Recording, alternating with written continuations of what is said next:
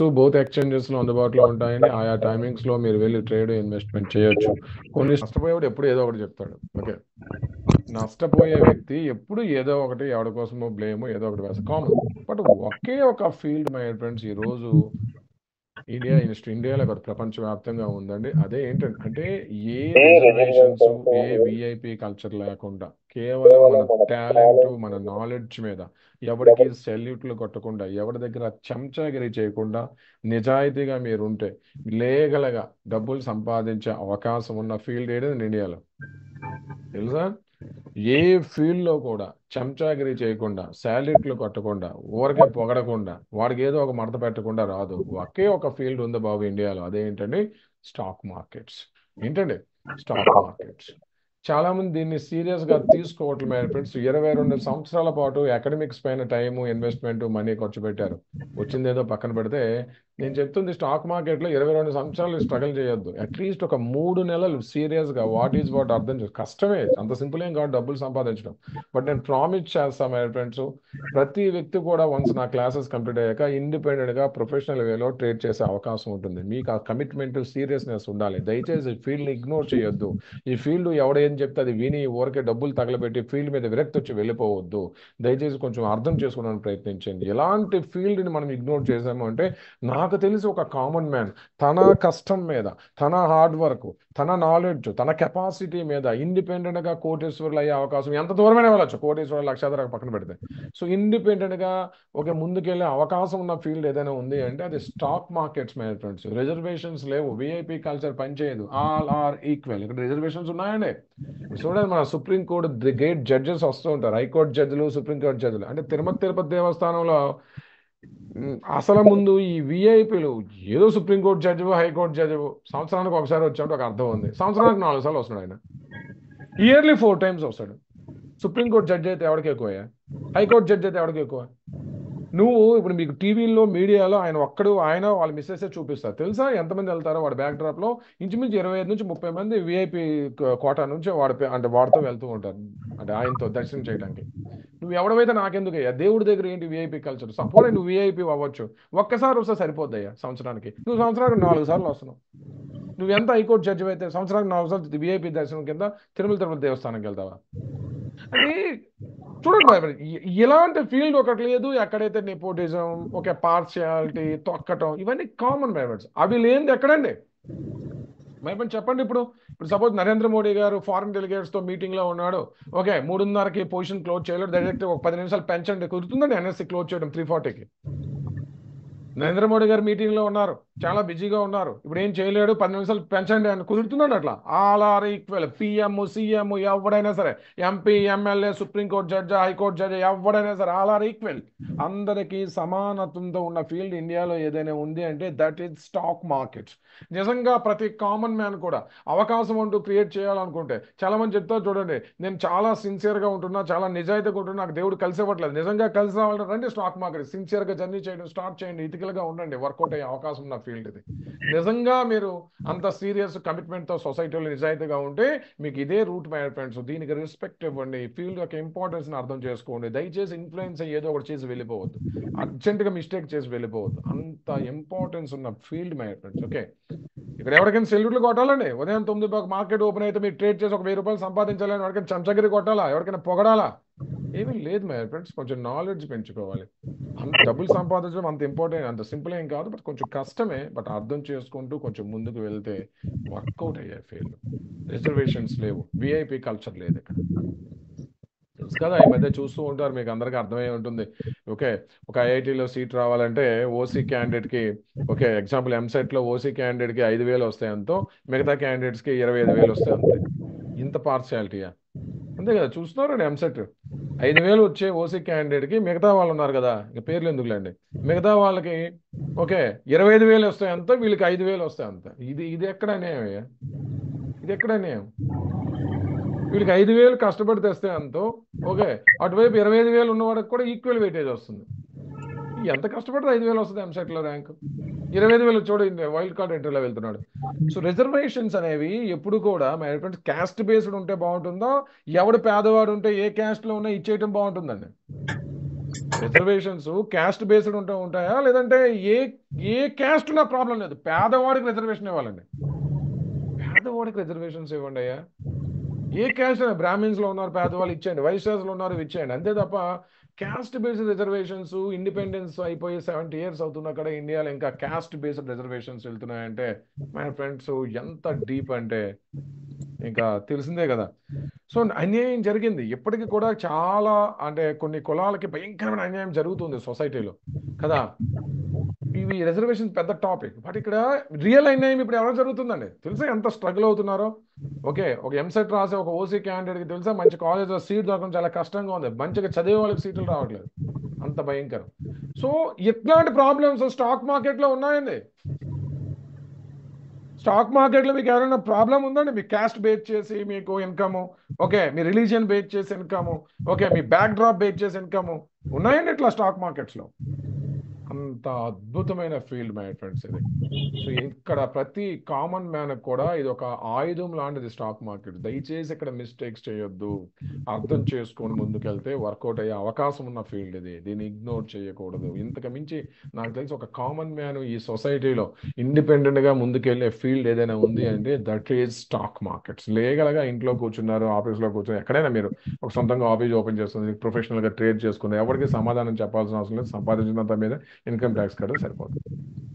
ఎవరికి పొగడాల్సిన అవసరం లేదు, ఇష్టం లేకుండా ఎవరికి చెంచగిరి చేయాల్సిన అవసరం అసలే లేదు. అలాంటి ఇంపార్టెన్స్ ఉన్న ఒక ఫీల్డ్లోకి మనం ఎంటర్ అయ్యాం ఫ్రెండ్స్. దయచేసి ఈ ఫీల్డ్కి రావటమే ఒక అదృష్టంగా ఫీల్ అవ్వాలి. బట్ ఈ ఫీల్డ్ చాలా మంది ఏంటంటే ఇది ఒక మనీ ప్రింటింగ్ మెషిన్ లా చూస్తున్నారు ఈ ఫీల్డ్ని. అందుకే వాడు అంత త్వరగా ఎంత స్పీడ్గా వస్తున్నాడు అంత స్పీడ్గా ఏమవుతున్నాడండి. అంటే ఇప్పుడు చాలా జనాలు బయట కూడా జనాలకు అలానే ఎడ్యుకేట్ చేసేసారు. అంటే స్టాక్ మార్కెట్ 9 నుంచి 3:30 ఓపెన్లో ఉంటుంది, నీ దగ్గర 10,000 ఉంటే వాడు అప్పేస్తాడు, రోజు ట్రేడ్ చేసి రోజుకు 3,000 సంపాదించవచ్చు. ఆడెవడో చెప్తాడు, వీడెవడో. స్టాక్ మార్కెట్ అంటే బై అండ్ సెల్, ఇలా చేస్తే రోజు డబ్బులు వస్తాయి. అంటే ఫీల్డ్ పర్స్యూ చేసే విధానమే చేంజ్ చేసి పారేశారు. అంటే స్టాక్ మార్కెట్లో భయంకరంగా సంపాదించవచ్చు, నువ్వు ఎలా ఉన్నా సరే వచ్చే డబ్బులు సంపాదించవచ్చు. అట్లా పాపం చాలా మంది అట్రాక్ట్ అయ్యి వచ్చి ఫీల్డ్ యొక్క ఇంపార్టెన్స్ అర్థం చేసుకోక దగలు పెట్టి వెళ్ళిపోతున్నారు. దయచేసి కొంచెం సీరియస్గా ఈ ఫీల్డ్కి రెస్పెక్ట్తో మాట్లాడడానికి ప్రయత్నించండి. వర్కౌట్ అయ్యే ఫీల్డ్ మై ఫ్రెండ్స్ ఇది, దీన్ని ఇగ్నోర్ చేయదు. అనుభవంతో చెప్తున్నా, అత్యంత అద్భుతమైన ఫీల్డ్ ఇది. దీనిలో నెగిటివ్ ఉంది, పాజిటివ్ ఉంది, మనం దేన్ని తీసుకుంటున్నాం అనేది ఇంపార్టెన్స్. ఓకే రండి. సో ఈక్విటీ మార్కెట్స్ యొక్క టైమింగ్స్ ఇవి. And next my friends most important commodities. ఇండియాలో కమోడిటీస్ కూడా వైడ్ స్ప్రెడ్గా బాగా పాపులర్ కాబట్టి గవర్నమెంట్ ఆఫ్ ఇండియా 2003లో ఇండియాలో కమోడిటీ మార్కెట్స్ అనేవి స్టార్ట్ చేయింది, లైసెన్సులు ఓకే చేసిందండి. సో ఇండియాలో 4 కమోడిటీ ఎక్స్చేంజెస్ ఉన్నాయి present: MCX, NCDEX, NMC, ICX. But అన్ని ఇంపార్టెంట్ కావాలి. మెజారిటీ నెంబర్ 1 ఏదండి? ఎంసీఎక్స్. రెండోది ఏదండి?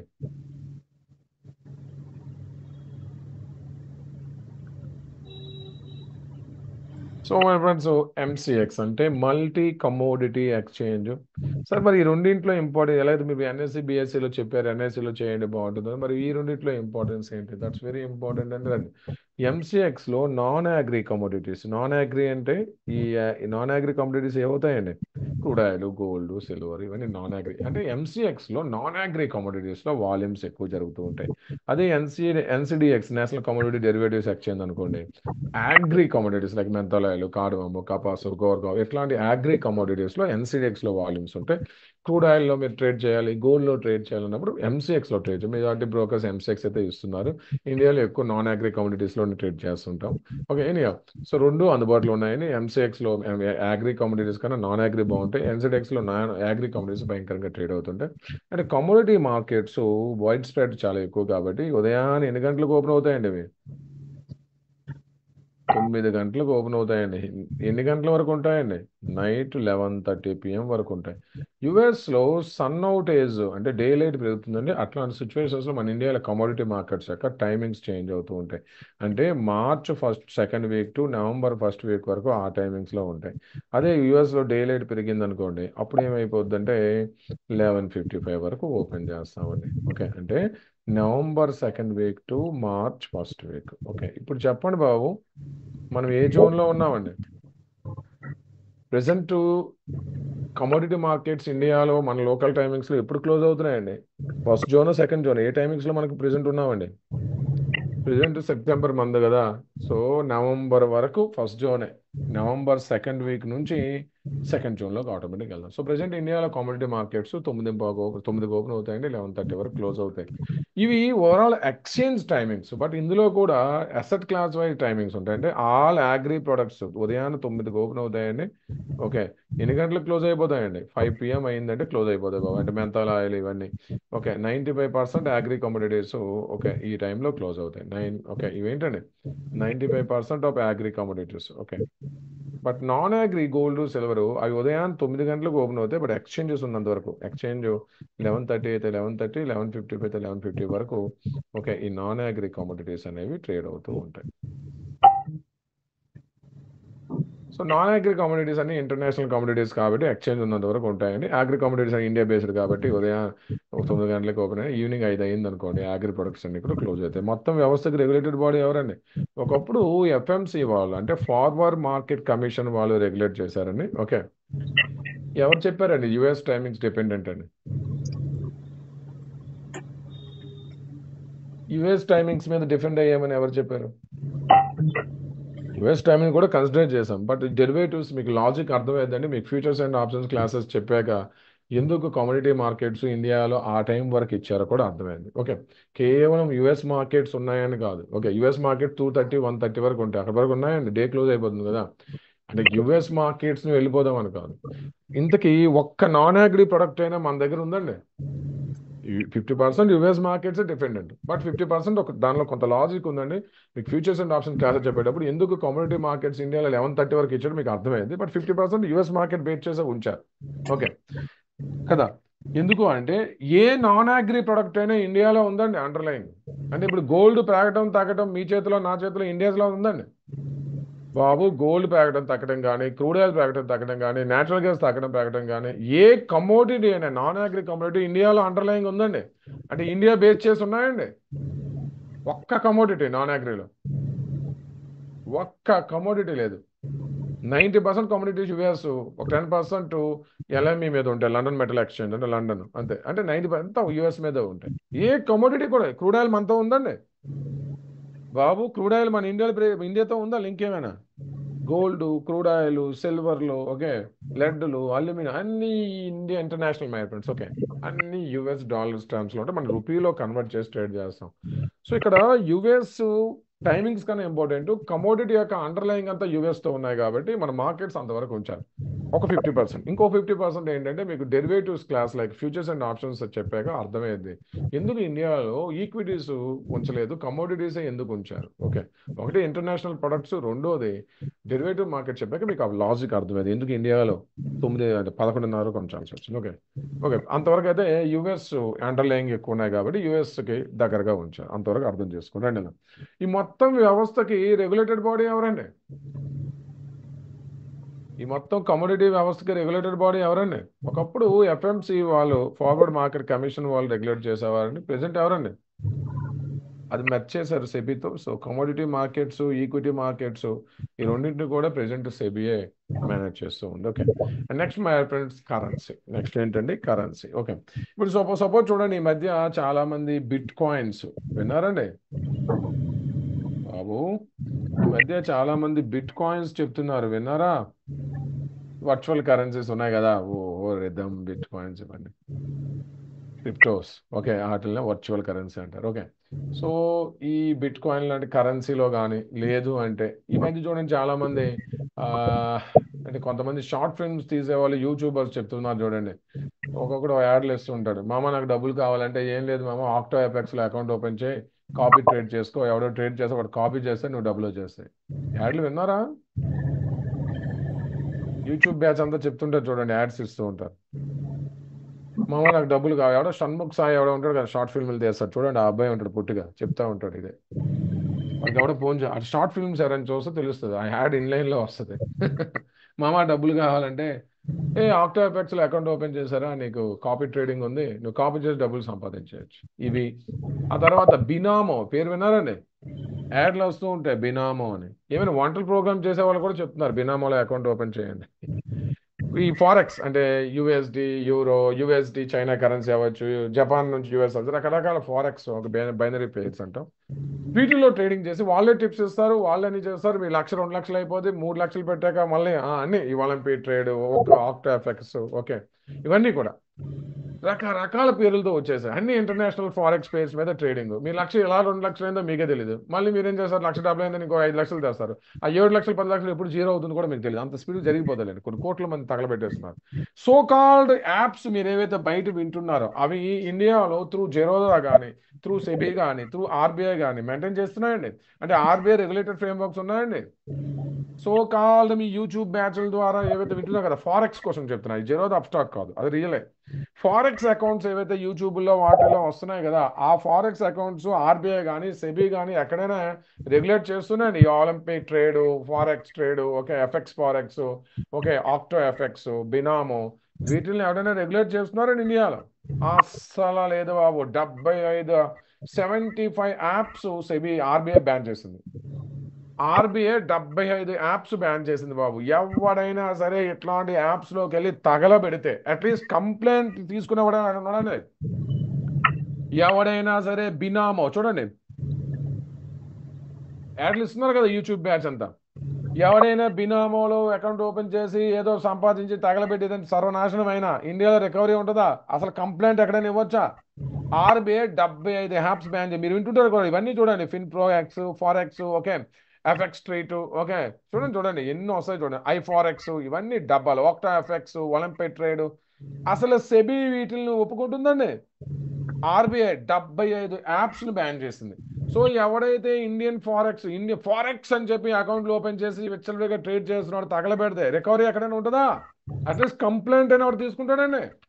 ఆక్టోపస్లో అకౌంట్ ఓపెన్ చేసి నేను నష్టపోయానంటే ఎవడ ఓపెన్ చేయమన్నాడు అందులో? ఎవడు సెబీ చెప్పింది, ఆర్బీఐ చెప్పిందా? యూట్యూబ్ ఎవడో చెప్తే ఓపెన్ చేస్తావా? 75 యాప్స్ బ్యాన్. సో మరి ఇండియాలో ఫారెక్స్ అంటే ఏంటంటే, ఆర్బీఐ గైడ్లైన్స్తో మన బ్రోకింగ్ కంపెనీస్ ద్వారా మనం ఇండియన్ కరెన్సీ మార్కెట్ కూడా ట్రేడ్ చేసే అవకాశం ఉంటుందండి. ఇండియాలో కరెన్సీ మార్కెట్స్ మెయిన్లీ ఒక 4 పెయిర్స్ ఉంటాయండి. ఒకటి యుఎస్డి ఐఎన్ఆర్, రెండోది యూరో ఐఎన్ఆర్, ఈ పాపులర్ పేర్స్, వీటిలో ట్రేడింగ్ ఎక్కువ ఉంటుంది. ఓకే, నెక్స్ట్ జేవైపి ఐఎన్ఆర్, ఓకే, అంటే Japan. Next GBP, great Britain INR. ఈ 4 కరెన్సీ పేర్స్ మాత్రమే అంటే ఆర్బీఐ అండర్లో స్టాక్ బ్రోకింగ్ వ్యవస్థలో మీకు దొరుకుతున్న పేర్స్. మెయిన్లీ ఎక్కువ పాపులర్ ఇవే, ఇందులో ఎక్కువ వాల్యూమ్స్ ఉంటాయి. అంతే తప్ప మీరు బిట్ కాయిన్లో పెట్టాను 4 లక్షలు సంపాదించా 5 లక్షలు పోగొట్టుకున్నా, ఎక్కడైనా ఎవరికైనా రిలేషన్షిప్ ఉందండి? మీరు పెట్టే అమౌంట్ మీరు సంపాదించే కానీ ట్యాక్స్, అందుకే మన లేటెస్ట్ బడ్జెట్ ట్యాక్స్ కూడా వేసేసారు. ఎవడైనా ఎట్లా సంపాదించినా ట్యాక్స్ కట్టంటారు బాబు అని చెప్పి. బట్ ఆర్బీఐ రెగ్యులేట్ చేస్తుందా? అసలు ఆర్బీఐ వార్నింగ్ ఇచ్చింది, బాబు ఈ 75 యాప్స్ మేము బ్యాన్ చేస్తున్నాం. ఇన్ కేసు ఎవడైనా సరే ఇట్లాంటి యాప్స్ ద్వారా ఇన్ కేసు మీరు ట్రేడ్ చేస్తే ఆ రెస్పాన్సిబిలిటీ మీదే. ఏదైనా చేసుకుంటారో బాబు, ఆర్బీఐ గుర్తించట్లేదు. సో కరెన్సీ మార్కెట్స్ ఇండియాలో చాలా లిమిటెడ్ స్కోప్ కాబట్టి ఇండియాలో కరెన్సీ మార్కెట్స్ కోసం వేరే ఎక్స్చేంజెస్ ఏం గవర్నమెంట్ ఆఫ్ ఇండియా పర్మిట్ చేయలేదు. ఒకటి ఎన్ఎస్సి సిడీస్ అంటే national stock exchange currency derivatives, BSE CDS అంటే Bombay stock exchange currency derivatives అని చెప్పి ఒక సెపరేట్ సెగ్మెంట్ పెట్టారండి. వీటి యొక్క టైమింగ్స్ ఏంటండి? ఉదయాన 9 గంటలకు ఓపెన్ అవుతాయి బాబు. ఓకే, ఎన్ని గంటల వరకు ఉంటాయండి? 5 PM వరకు. అదే ఎన్ఎస్సిలో ఈక్విటీస్ 3:30కే క్లోజ్ అయినా కరెన్సీ 5 PM వరకు ఉంటుంది. ఓకే, సో ఒక్క కార్పొరేట్ బాండ్స్ ఉంటాయండి, ఇంకో 15 minutes ఎక్స్టెన్షన్ ఉంటుంది. ఓకే, ఒక్క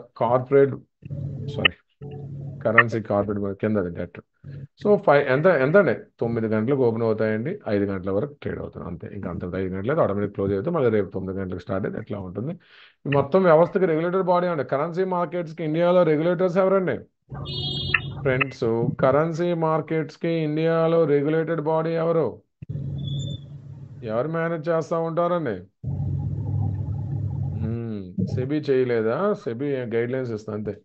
reserve bank of India manage చేస్తుంది మొత్తం. కరెన్సీ హాలిడేస్ కూడా ఆర్బీఐ బ్యాంకింగ్ హాలిడేసే ఉంటాయి. Okay, next my friends, debt instruments like bonds, debentures. Actually bonds, debentures రిటైలర్స్కి పర్మిషన్స్ చాలా మంది బ్రోకర్స్ అవసరం కూడా లేదు. మీకు మన క్లాసులో చెప్తాం డిబెంచర్స్లో ఎట్లా పెట్టుబడి పెట్టాలో. డిబెంచర్స్లో ఇన్ కేస్ పెట్టుబడి పెట్టేటప్పుడు ఓకే, మీకు డీమ్యాట్లోకి వచ్చాక ఎప్పుడైనా ఆల్ ఆఫ్ సడన్ అమ్మాలనుకుంటే మీ బ్రోకర్స్ కన్సల్ట్ అయితే వాడు అమ్మి పెడతాడు, మీకైతే యాక్సెస్ ఎవరు. సో బట్ కరెన్సీ డెరివేటివ్ కోసం ఒక సెగ్మెంట్ అలౌ చేశారంటే, వేరే ఎక్స్చేంజ్ అయితే లేదు. రిటైల్ డెట్ సెగ్మెంట్, అదే బిఎస్సి ఎన్ఎస్సిలో రిటైల్ డెట్ ఆర్డి సెగ్మెంట్ అంటాం.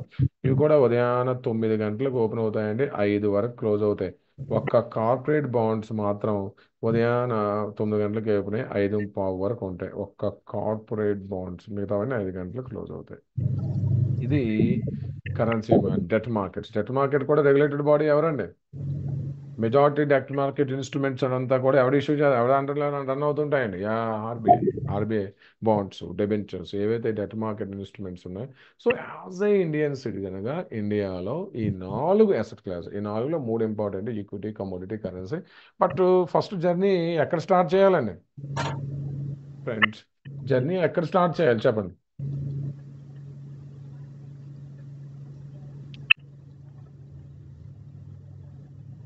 ముందు ఈక్విటీలోనే స్టార్ట్ చేయాలి. ఓకే, కమోడిటీకి వెళ్ళొద్దు, ఈక్విటీ క్యాష్లో స్టార్ట్ చేయాలి. ఆ తర్వాత అర్థమయ్యే ఫ్యూచర్స్లోకి వెళ్ళాలి, ఆప్షన్స్లోకి వెళ్ళాలి, భయంకరంగా బ్యాక్ టెస్ట్ చేయాలి, వర్చువల్ ట్రేడింగ్ చేయాలి, అంతా లైవ్లోకి వెళ్ళాలి. కొంత సంపాదిస్తున్నాం, ఓకే, డీప్ చార్ట్ ట్రేడింగ్ మనకు వచ్చింది అన్నప్పుడు కమోడిటీస్కి వెళ్తే బాగుంటుంది. ఓకే, అప్పుడు మీకు అర్థమైపోద్ది అడ్వాన్స్ క్లాస్ వచ్చినప్పటికీ కమోడిటీలు అంత బాగుంటుంది. సో ఇది జనరల్గా ఇది. ఇప్పుడు సపోజ్ మీరే ఉన్నారండి, ఇప్పుడు ఈక్విటీలో ట్రేడ్ చేయాలంటే ఒక అకౌంట్, కామోడిటీలో ట్రేడ్ చేయాలి ఒక అకౌంట్, కరెన్సీలో ట్రేడ్ చేయాలి ఒక అకౌంట్, అన్ని సెగ్మెంట్స్ ఒకే అకౌంట్లో లాగిన్ చేసుకోవచ్చా? ఒక్కొక్క అసెట్ క్లాసెస్కి ఒక్కొక్క అకౌంట్ ఓపెన్ చేయాలి, లేదంటే ఒకే ట్రేడింగ్ అకౌంట్లో అన్ని ట్రేడ్ చేయొచ్చండి? All in one, okay trading అకౌంట్లో మీరు కనుక డాక్యుమెంట్స్ సబ్మిట్ చేసి ఉంటే, ఓకే, ఒకే ట్రేడింగ్ అకౌంట్లో అన్ని చేయొచ్చు. లైక్ మీ జెరోదా, అప్స్టాక్ చెప్పాం కదా, మీరు ఎక్కడైతే అకౌంట్స్ ఓపెన్ చేస్తారో ఆ బ్రోకర్ దగ్గర మీరు అన్నీ చేసేయచ్చు. ఓకే, అంటే మీకు తెలియాల్సింది ఏంటంటే, ఇప్పుడు మీకు టైమింగ్స్ తెలియాలి, ఏ ఎక్స్చేంజ్ అంటే ఏ సెగ్మెంట్లో ఎప్పుడు. Same demat and trading account ఒకటి ఓపెన్ చేస్తారు కదా, అదే అకౌంట్ నుంచి మీరు అన్నీ చేసుకోవచ్చు. బట్ మీకు తెలియాల్సింది ఎంత ఏంటంటే, అసలు ఏ టైంలో జరుగుతుంది, దట్స్ వెరీ ఇంపార్టెంట్. నేను ఇప్పుడు చూపిస్తా. సో ఈ రోజు ఇప్పుడు నేను చెప్పే 4 అసెట్ క్లాసులు ఇప్పుడు లైవ్లో ఏ ట్రేడ్ అవుతుంటాయండి? ఈక్విటీయా, కమోడిటీయా, కరెన్సీయా? ఇప్పుడు నేను చెప్పే 3 అసెట్ క్లాసెస్లో ప్రెసెంట్ లైవ్లో ఈ టైంలో నైట్ 7:45కి ఏ ఏ ఏ ఏ అంటే ఏ అసెట్ క్లాస్ అండి, ఏది ట్రేడ్ అవుతున్నాయండి? అంతే కదా, కమోడిటీసే ట్రేడ్ అవుతూ ఉంటాయి. ఓకే, చూడొచ్చా ఇప్పుడు? కమోడిటీస్లో ట్రేడ్ చేయొచ్చా, చేయలేమండి? చేయొచ్చు బాబు. ఓకే అండి.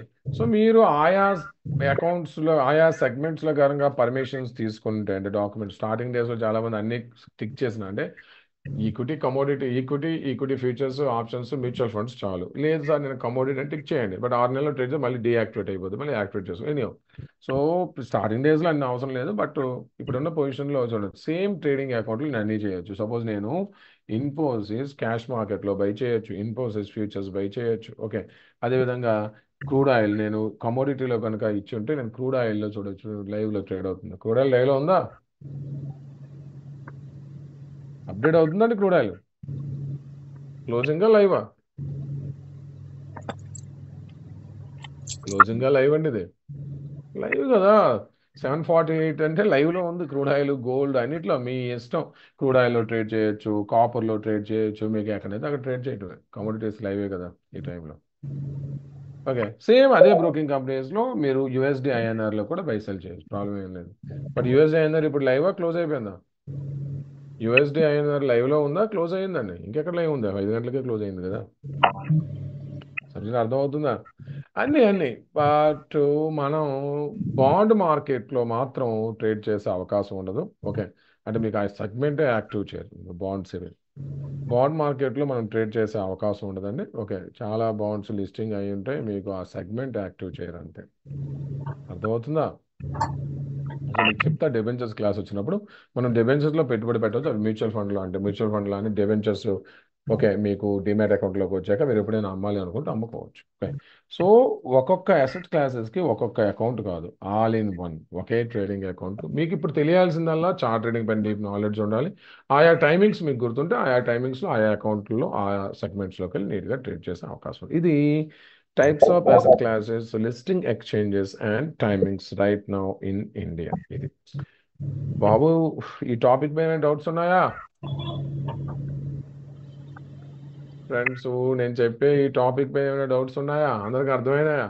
సో ఈక్విటీ అంటే 9:15 నుంచి 3:30, కమోడిటీ అంటే 9 నుంచి రాత్రి 11:30, 11:55, కరెన్సీ అంటే 9 నుంచి 5 గంటల వరకు. మీకు ఏ సెగ్మెంట్లో ఇంట్రెస్ట్ ఉంటే ఆ ఎస్ క్లాస్లో ట్రేడింగ్ అకౌంట్స్ ఓపెన్ చేసి ఓకే నీట్గా ట్రేడ్ చేసుకోవచ్చు. ఇది జస్ట్ ఇప్పుడు నేను చెప్పింది టైమింగ్, అంతే కదా. మార్కెట్లో జర్నీ చేసే వాళ్ళకి ముందు తెలియాల్సింది ఏంటండి? మార్కెట్స్లో జర్నీ చేసే వాళ్ళకి ముందు తెలియాల్సింది నేను ఎక్కడైతే ట్రేడ్ ఇన్వెస్ట్మెంట్ చేయాలనుకుంటున్నా వాటి టైమింగ్స్ ఏంటి, దట్స్ వే. అది తెలియకుండా ఏం చేస్తాం? ముందు ఇది చాలా అవసరం. ఓకే ఓకే ఇంతకుముందు క్లాస్ వింటున్న వాళ్ళు ఎంతమంది 4 టైమింగ్స్ విన్నారండి? కరెన్సీలో యూఎస్డి అన్నారు 5 గంటల వరకు క్లోజ్ అయింది. అన్ని టైమింగ్స్ విన్నారండి ఎవరైనా క్లాస్ విన్న వాళ్ళు? అన్ని టైమింగ్స్ మన క్లాసులు ఇంతకుముందు వినకుండా, మన క్లాసులు వినకుండా ఎప్పుడైనా విన్నారండి? మెజార్టీ. అండ్ వినకపోయినా సమస్య ఏం లేదు, అన్నీ వింటేనే ఏమైనా ఇదండి, వినకపోయినా సమస్య లేదు. బట్ ఒక టైమింగ్ అయితే తెలిసి ఉండాలి. ఈ మార్కెట్లో జర్నీ స్టార్ట్ చేసే ప్రతి ఒక్కరికి కూడా ఆ ఫస్ట్ వన్ అయితే తెలుసు. కదా విన్నారా లేదా సమస్య ఏం కాదు. ఇప్పుడు అర్థమవుతుందా?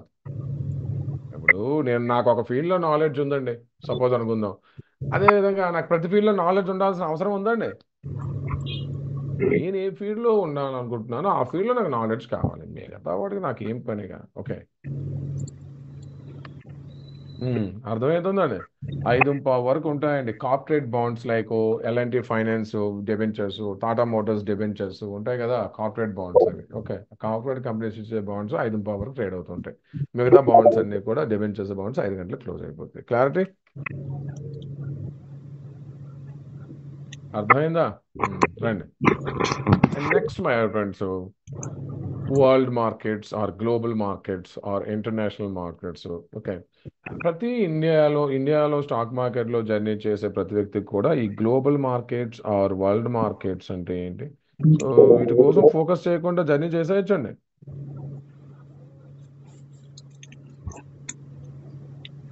ఇది ఏదైనా ఒకటే, కొంతమంది ఇంటర్నేషనల్ మార్కెట్స్ అంటారు, కొంతమంది గ్లోబల్ మార్కెట్స్ అంటారు, కొంతమంది వరల్డ్ మార్కెట్స్ అంటారు. అంటే ప్రతిరోజు కూడా ఇండియాలో మార్కెట్స్ని చూసే ముందు ఒకసారి ఇంటర్నేషనల్గా ఓకే ఏ ఎక్స్చేంజెస్ ఓకే ఏం చేయాలనేది చాలా ఇంపార్టెంట్. ఓకే అన్నింట్లో అవసరం కూడా లేదు. ఇప్పుడు సపోజ్ నేను నా ఎగ్జాంపుల్ నాదే చెప్తున్నా. నాకు ఫైనాన్షియల్గా నేను ట్రేడ్ చేయాలి, ఇన్వెస్ట్మెంట్ చేయాలంటే కొన్ని విషయాల్లో నాలెడ్జ్ ఉంది, నేను దానిలో మాస్టరీ తీసుకోవాలి, ఎందుకంటే నా ఫీల్డ్ అది. ఓకే నాకు ల్యాప్టాప్లో ఓకే టెక్నికల్ ఇష్యూస్ తెలుసుకోవాల్సిన అవసరం ఉందా? కార్ బ్రేక్ డౌన్ అయితే దాన్ని ఎలా రైడ్ చేయాలో అది తెలుసుకోవాల్సిన అవసరం ఉందంటే కరెక్ట్గా. నాకు ఎందుకే టైం వేస్ట్ కదా, నాకు ల్యాప్టాప్తో ఏం పని, నేను క్లాస్ చెప్పడానికి ల్యాప్టాప్ యూజ్ చేస్తాను. ల్యాప్టాప్లో టెక్నికల్ ఇష్యూస్ నేను బాగు చేయాల్సిన అవసరం ఏముంది? 500 1000 రూపాయలు ఇస్తే అయ్యేదానికి. కార్ బ్రేక్ డౌన్ అయితే అందులో జరిగే ప్రతిదీ నేను తెలుసుకోవాలి, ఎవరికి ఉద్ధరించాలి? ఓకే ఆ మెకానిక్లు ఉన్నారు కదా, కానీ నేను ఏ ఫీల్డ్లో ఉన్నానో ఆ ఫీల్డ్లో ఫెయిల్యూర్ అవ్వకుండా చూసుకోవాలి, అంతే. ప్రతి ఒక్కడికి అన్నీ తెలిసే అవకాశం ఉంటాయండి? తెలియవు. ఒక వ్యక్తికి ఒక విషయంలో నాలెడ్జ్ ఉంటే ఇంకో విషయంలో ఏమీ తెలియకపోవచ్చు, అవసరం కూడా లేదు, తెలుసుకోవాల్సిన అవసరం కూడా లేదు. బట్ ఈ సొసైటీలో ఏది అవసరం అది తెలుసుకోవాలి. ఈ సొసైటీలో అందరికీ అవసరమైనవి ఏంటి? ఇంట్లో ఏదైనా చిన్న చిన్న హెల్త్ ఇష్యూస్ వచ్చేటప్పుడు చిన్న ఫస్ట్ ఎయిడ్ చేసుకునే నాలెడ్జ్ ప్రతి ఒక్కరికి ఉండాలి, అది ప్రతి ఒక్కరు తెలుసుకోవాల్సిన ధర్మం. అదే అంతే, తెలుసుకోవడం కుదరదు.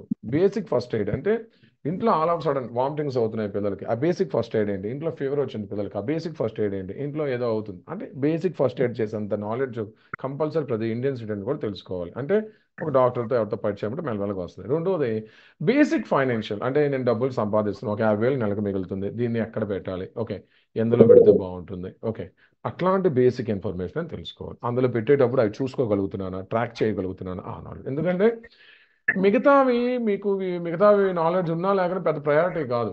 ఓకే ఇప్పటికీ చాలా మంది 60 years ఏజ్ వచ్చేస్తుంది కానీ రైస్ ప్యాకెట్ వెళ్ళి మంచి రైస్ అంటే తీసుకురాలేదు హైదరాబాద్లో, తెలుసా? చాలా మంది చాలా తెలియదు, అవసరం కూడా లేదు. మంచి క్వాలిటీ రైస్ ఎతకడం రాదు, వెళ్తాడు ఏదో చూస్తాడు ఇచ్చే ఎంత ఓకే అంతే, తెలియదు వాళ్ళకి రైస్ మంచి క్వాలిటీ తేడు, డబ్బులు భయంకరంగా ఖర్చు పెడతాడు కానీ రైస్ తెలియదు అంతే, ఆ రైస్ ప్యాకెట్ ఇచ్చేయండి అక్కడ అవసరం కూడా లేదు, వాడు అన్నీ తెలుసుకోవాల్సిన అవసరం.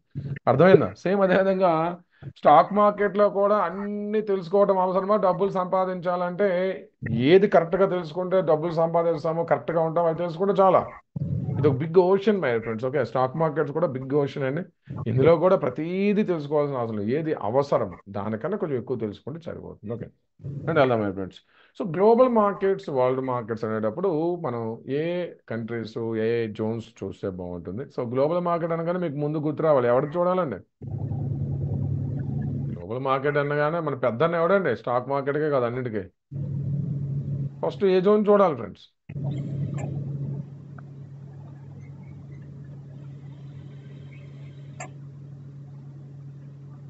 అందరికీ పెద్దన్న ఏంటండి? యుఎస్.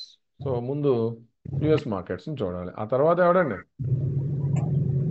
ఆ తర్వాత ఉన్నారులేండి. ఓకే, ఇక అది ఎట్లా అంటే చెప్తా.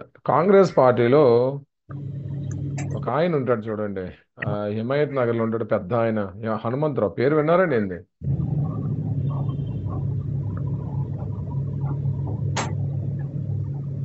ఈయనకి ఇంకా ఆల్ ఇండియా వర్కింగ్ కమిటీలో మెంబర్ కూడా మొన్నటి వరకు. ఆల్ ఇండియా వర్కింగ్ కమిటీలో మొన్నటి వరకు మెంబర్ కూడా అయిన. ఓకే, కానీ ఎవరికి అర్థమవని సబ్జెక్ట్ ఏంటంటే ఈయనకి ఆల్ ఇండియా వర్కింగ్ కమిటీలో ఎందుకు మెంబర్షిప్ ఇచ్చారు? ఓకే, అసలు ఒక్క దగ్గర కూడా గెలవలేడు. ఓకే, హిమాయత్ నగర్లో పోటీ చేసి కిషన్ రెడ్డి మీద ఓడిపోయాడు. ఒక్క దగ్గర కూడా గెలవలేడు. ఓకే, కానీ ప్రతి మీటింగ్లో ఈయన ఉంటాడు, ప్రతి దగ్గర తిరుగుతూ ఉంటాడు. ఓకే, ఎవరిపైన డైరెక్ట్గా మాట్లాడతాడు, ఎవరికి అర్థం అవుతుంది. కానీ చాలా సడన్ చూసాడు, ఎవడు రాయుడు రేవంత్ రెడ్డికి తిడతాడు, వాడికి తిడతాడు, వీడికి తిడతాడు, అందరికీ తిడతాడు, తిడతాడు, ఏదైనా చేస్తాడు. ఎవడు రాయుడు అంటే అంతే వేరేగా. ఓకే, ఈయన వల్ల కాంగ్రెస్ పార్టీకి ఏమైనా ఉపయోగం ఉందా? ఈయన వల్ల కాంగ్రెస్ పార్టీకి ఏమైనా ఉపయోగం ఉందండి? అంటే సీనియర్స్ ఎప్పుడో ఇందిరాగాంధీ టైం నుంచి కాంగ్రెస్ కార్యకర్త.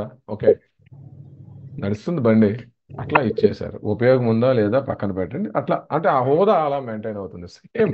ఎందుకు ఈ ఎగ్జాంపుల్ ఇచ్చానంటే ప్రెసెంట్ యూరోప్ కూడా అంతే. యూరోప్ వల్ల ప్రపంచానికి ఏమైనా అవకాశం ఉందండి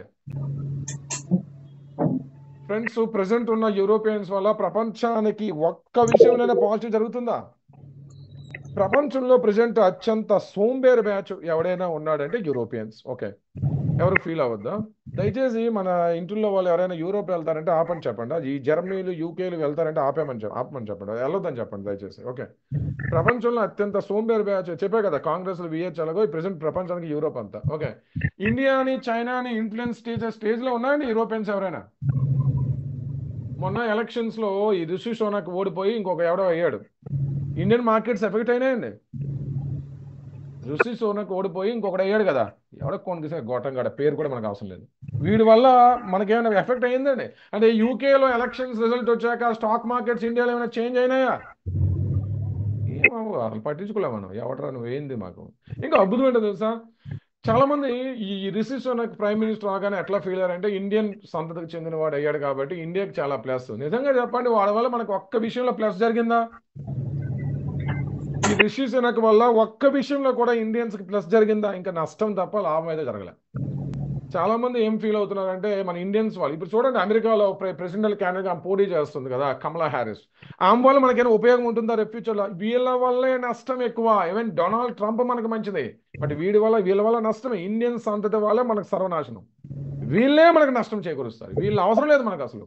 ఓకే, ఈ రిషి సోనాక్లు, ఈ కమలా హ్యారిస్లు, వీళ్ళ వల్ల మనకు నష్టమే తప్ప లాభం లేదు. ఓకే, సో ముఖ్యంగా Europe present, okay, Europe present ప్రపంచాన్ని ఉద్ధరించే స్టేజ్లో లేదు, యూరోపియన్స్ లేరు. ఓకే, అండ్ మీకు నెంబర్ ఆఫ్ టైమ్స్ చెప్తా చూడండి, వీళ్ళు ఇన్ని పాపాలు చేశారంటే వాళ్ళ సిటిజన్స్ ప్రతిరోజు నిద్ర లేవగానే ఒక ప్లగార్డ్ పట్టుకుంటూ say sorry to Africa and Asia. ప్రతిరోజు వాళ్ళ పూర్వీకులు చేసే పాపాలు ప్రాయశ్చిత్తం జరగాలంటే యూరోపియన్స్, ముఖ్యంగా డచ్, ఫ్రెంచ్, ఓకే, ఆ తర్వాత యూకే ఇంగ్లీష్ వాళ్ళు, వీళ్ళంతా రోజు వాళ్ళ సిటిజన్స్ ప్లకార్డులు పెట్టి sorry to US, sorry to Asia, sorry to Africa అని చెప్పి ప్లకార్డులు ప్రదర్శిస్తే తప్ప ఆ కర్మ సిద్ధాంతం ప్రకారం వాళ్ళ పాప ప్రాయశ్చిత్తం జరగదు. సో వీళ్ళకి మనం ఏమీ చేయొద్దు, రాసి పెట్టుకోండి. నెక్స్ట్ 10 years తర్వాత యూరోప్ పైన ఎవడో యుద్ధాలు చేయాల్సిన అవసరం లేదు. వాళ్ళే ఏమవుతారండి? ఈరోజు నేను ఈ వర్డ్స్ చెప్తున్నాను, నోట్ చేసుకోండి. 10 years తర్వాత యూరోప్ పైన ఎవడు యుద్ధాలు చేయాల్సిన అవసరం లేదు. ఓకే, వాళ్ళే ఏమైపోతారండి? కుట్టుకు చేస్తారు మై ఫ్రెండ్స్. ఆల్రెడీ స్టార్ట్ అవుతున్నాయి, అయిపోద్ది అది నెక్స్ట్ 10 yearsలో. వీళ్ళు చేసే అన్యాయాలు మై ఫ్రెండ్స్ అంటే వీళ్ళు పాలసీస్, వీళ్ళు ఇది ఎంత భయంకరంగా ఉంటుందంటే ఈ యూరోప్ అండ్ యుఎస్ వాళ్ళు వాళ్ళకి అనుగుణంగా ఏ కంట్రీ అయినా లేదు, వాళ్ళకు అనుకున్న గవర్నమెంట్ ఏ కంట్రీలో లేదు, వాళ్ళు అనుకున్న పాలసీస్కి అగెన్స్ట్గా ఏ కంట్రీ అయినా రియాక్ట్ అవుతుందంటే ఆ కంట్రీలో సివిల్ వార్లు క్రియేట్ చేసి ఆ కంట్రీలో ఎవరైతే ఆందోళనలు చేస్తారో వాళ్ళకి డబ్బులు కూడా ఖర్చు పెట్టి ఆ కంట్రీని సర్వనాశనం చేస్తారు my friends. At the end of the day వీళ్ళు కోరుకునేది ఏంటంటే ఆ కంట్రీ సర్వనాశనం అవ్వాలి, మేము వేసే భిక్ష పైన బతకాలి. దానికి లైవ్ ఎగ్జాంపుల్ ఈ రోజు ఈజిప్ట్, ఈ రోజు సిరియా, ఈ రోజు లెబనాన్, ఈ రోజు ఇరాక్, ఈ రోజు ఆఫ్ఘనిస్తాన్, ఈ రోజు ఇరాన్, ఇటువైపు లేటెస్ట్ గా Sri Lanka, Pakistan and Bangladesh. So latest గా ఏదైతే బంగ్లాదేశ్ లో జరిగాయి కదా, ఎంత దౌర్భాగ్యులు అంటే ఆ సిటిజన్స్ ఈవెన్ తెలివైన వాళ్ళు కూడా నిజమే. మొన్న ఒక ఆయన స్టేట్మెంట్ ఇచ్చాడు, షేక్ హసీనా బంగ్లాదేశ్ విడిచిపెట్టి వెళ్ళడం చాలా పెద్ద మిస్టేక్, ఆమె అక్కడ ఉండాల్సింది, జైలు శిక్ష అయ్యేది ఏదో ఒకటి, అట్లీస్ట్ కంట్రీ పోయేది కాదు. ఈ రోజు పరిస్థితి ఏంటో తెలుసా, ఆందోళనలు చేశారు, గవర్నమెంట్ చేంజ్ అని. సో కాల్డ్ ఎవడైతే ప్రైమ్ మినిస్టర్ అయ్యాడు కదా, నోబెల్ పీస్ బహుమతి వచ్చింది, వీడు యుఎస్ ఒక పెద్ద తూత్తు. ఓకే, అండ్ ఇంకొక అద్భుతమైన తెలుసా, ఈ రోజు బంగ్లాదేశ్ అలా అవ్వడానికి కారణమే US. Okay, US and Canada వాళ్ళు, చాలా మంది చైనా వాళ్ళు అనుకుంటున్నారు, చైనా వాడు జైలు ఆ పని. US my friends, US Europeans ప్రపంచవ్యాప్తంగా కొన్ని కోట్ల మందికి అనాథలు చేశారండి, కొన్ని కోట్ల మందికి ఫుడ్ లేకుండా చేస్తూ ఉంటారు. వీళ్ళ ప్లాన్ ఏంటంటే సర్వనాశనం చేయాలి, మేము ఇచ్చే గ్రాంట్స్ లోన్స్ మీద బతకాలకంటే. ఈరోజు చూడండి పాకిస్తాన్, శ్రీలంక అందరికి అలానే చేశారు. లేటెస్ట్ గా బంగ్లాదేశ్, పాపం బంగ్లాదేశ్ వాళ్ళకి ఇప్పుడు అర్థం అవ్వట్లేదు, నెక్స్ట్ 10 years లో ఈ రోజు నేను ఈ వర్డ్స్ ఇచ్చా రాసి పెట్టుకోండి, అడుక్కు తింటారు సేమ్ పాకిస్తాన్ లాగే.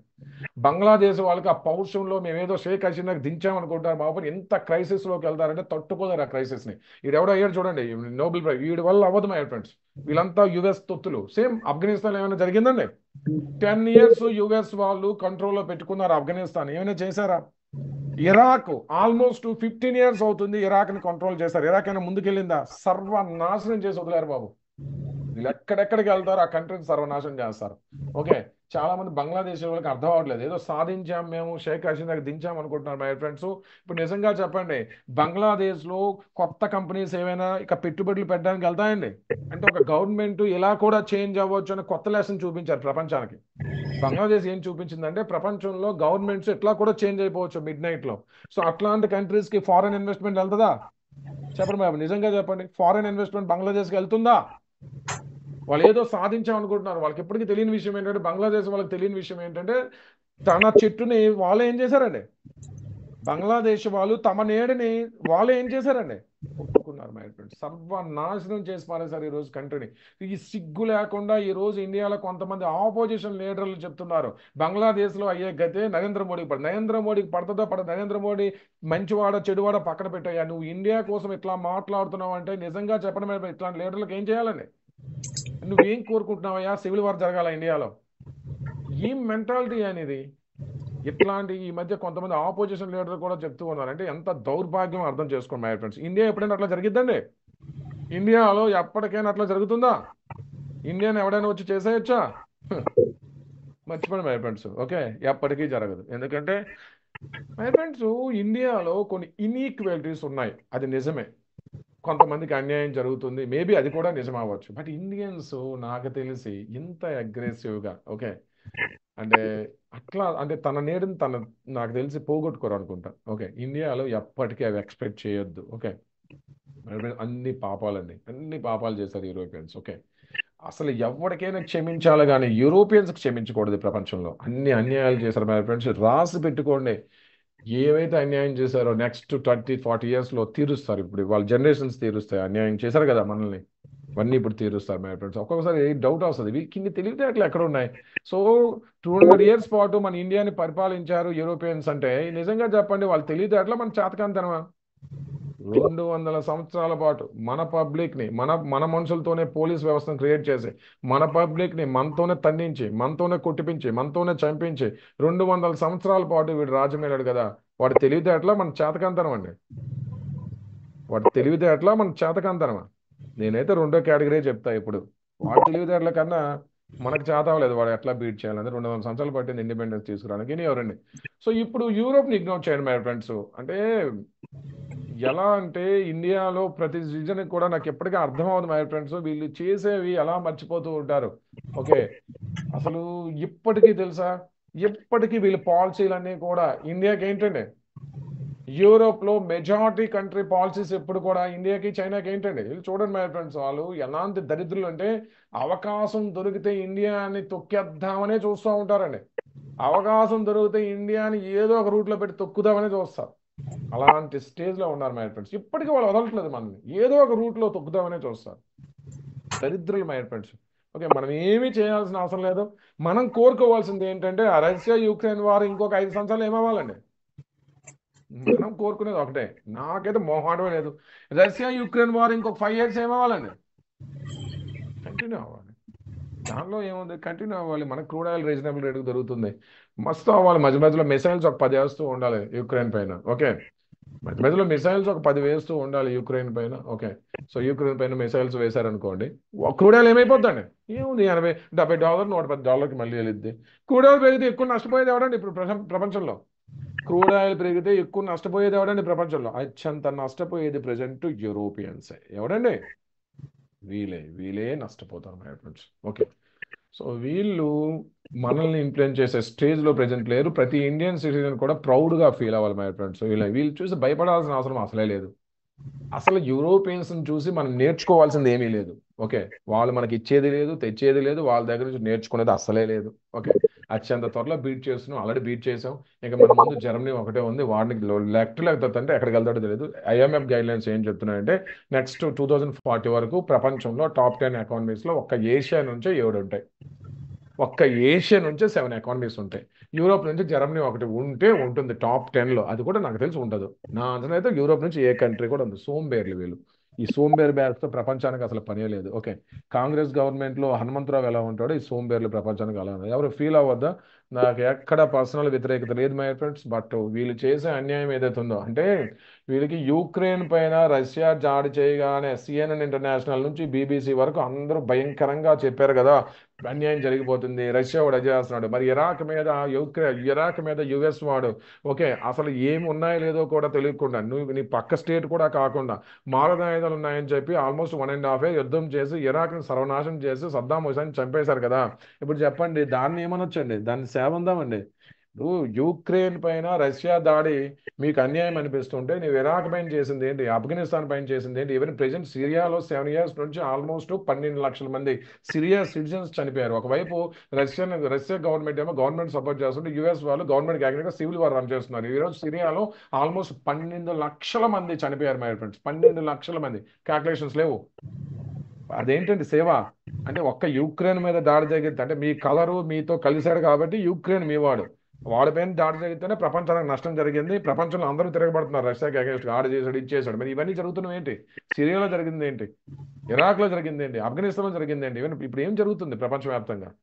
So be careful my friends. What a conspiracy theories my friends. Be careful. అత్యంత దరిద్రులు my friends Europeans. At least US వాడికైనా నమ్మొచ్చు, కానీ ఈ దొంగలను నమ్మొచ్చండి. యూరోపియన్స్ ని అస్సలు నమ్మే ప్రసక్తి లేదు my friend. Next my friends most popular next generation అంతా ఎవరిదండి?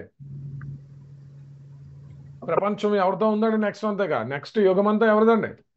నెక్స్ట్ 100 years ఎవరండి? ప్రపంచం ఎవరి కనుసన్నలో నడుస్తుంది next 100 years? Asia my friends. Okay, ఎవడు వద్దన్నా ఎవడు కాదన్నా సరే next 100 years belongs to Asia, not western societies అండి. ఏది చెప్తే నడుస్తుంది next 100 years. Okay, Asia. Okay, రండి వెళ్దాం. సో వరల్డ్ మార్కెట్స్ అనేటప్పుడు ఆయా కంట్రీస్ జోన్స్ చూస్తే సరిపోద్దండి. ఇప్పుడు సపోజ్ నేను ఇక్కడ నేషనల్ స్టాక్ ఎక్స్చేంజ్ టైమింగ్ రాసా కదా, నిఫ్టీకి వేరే టైమింగ్ ఉంటుందా, ఇదే టైమింగా? నేను నేషనల్ స్టాక్ ఎక్స్చేంజ్ ఒక టైమింగ్ రాశాను, నిఫ్టీకి కూడా అదే టైమింగ్ ఉంటుందా, వేరే ఉంటుందండి? ఏమన్నా బాబు, నిఫ్టీకి కూడా అదే టైమింగ్ కదా. Okay, same. ఇప్పుడు నెక్స్ట్ వరల్డ్ మార్కెట్స్ అనేటప్పుడు న్యూయార్క్ స్టాక్ ఎక్స్చేంజ్ కోసం తెలుసుకోవాలా, అందులోనే ఇండెక్స్ కోసం తెలుసుకుంటే సరిపోద్దా? ఇప్పుడు Tokyo stock exchange, New York stock exchange ఇవి తెలుసుకోవాలా, వాటిలోని ఇండిసెస్ తెలుసుకుంటే సరిపోద్దా? అంతే కదా. ఇప్పుడు ఇండియా కోసం కాబట్టి మీకు NSE రాసా, నిఫ్టీ తెలుసు. వరల్డ్ మార్కెట్స్ అనేప్పుడు న్యూయార్క్ స్టాక్ ఎక్స్చేంజ్ మనకు టైమింగ్స్ ఎందుకు, అందులోనే మెయిన్ ఇండెక్స్ టైమింగ్స్ చూస్తే సరిపోద్ది. ఓకే, సో నేను ఇక్కడ ఇండిసెస్ ఇస్తా, వరల్డ్ మార్కెట్స్ అని చెప్తా, ఎక్స్చేంజెస్ ఏమన్నా ఇండిసెస్ ఇస్తా, బట్ టైమింగ్స్ ఏంటండి? నేను ఇక్కడ ఇండిసెస్ రాస్తా, బట్ టైమింగ్స్ రాసేది ఓన్లీ ఇండెక్స్ సంబంధించిందా, ఆ స్టాక్ ఎక్స్చేంజ్కి సంబంధించిందా? టైమింగ్స్ స్టాక్ ఎక్స్చేంజ్కి సంబంధించింది. ఓకే, బట్ స్టాక్ ఎక్స్చేంజ్ రాయకూడదు కదా, ఇండిసెస్ మనం చూస్తాం కాబట్టి ఇండిసెస్ రాస్తా, టైమింగ్ స్టాక్ ఎక్స్చేంజ్ రాస్తా, అది సరిపోతుంది రైట్ నన్ను. So first one my friends USA. యూఎస్ఏలో మోస్ట్ పాపులర్ మై ఫ్రెండ్స్ ఏంటండి, Dow Jones industrial average. Okay, most popular index, దీన్నే షార్ట్ కట్ లో US30 అంటామండి. Next my friends okay, S&P global 500, దీన్నే షార్ట్ కట్ లో US500 అంటాం.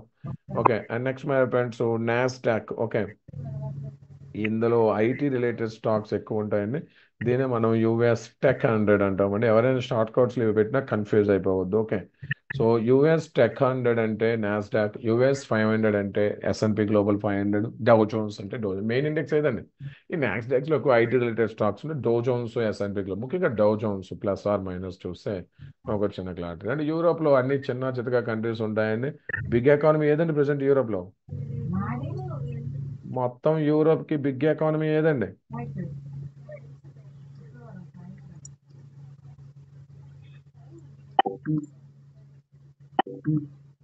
Europe లో big economy ఏదండి ప్రెసెంట్, ఇంకెవడు బాబు వాడే, జర్మనీ. ఓకే, అండి జర్మనీ మెయిన్ ఇండెక్స్ ఏదండి, yeah DAX. Okay, France main index ఏదండి, యా క్యాక్.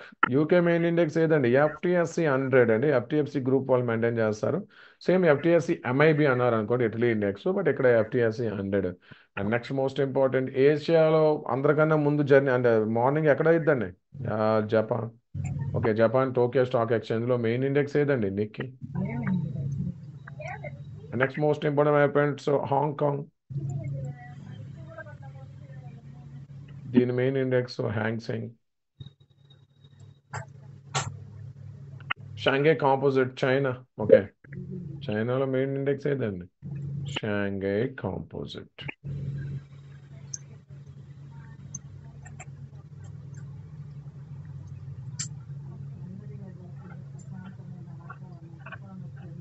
చాలా మంది చైనాని విమర్శిస్తూ ఉంటారు. వెస్ట్రన్ మీడియా ఎంత ప్రొపగండా అంటే చైనా కుతంత్రాలు చేస్తుంది, అది చేస్తుంది, ఇది చేస్తుంది, అలా.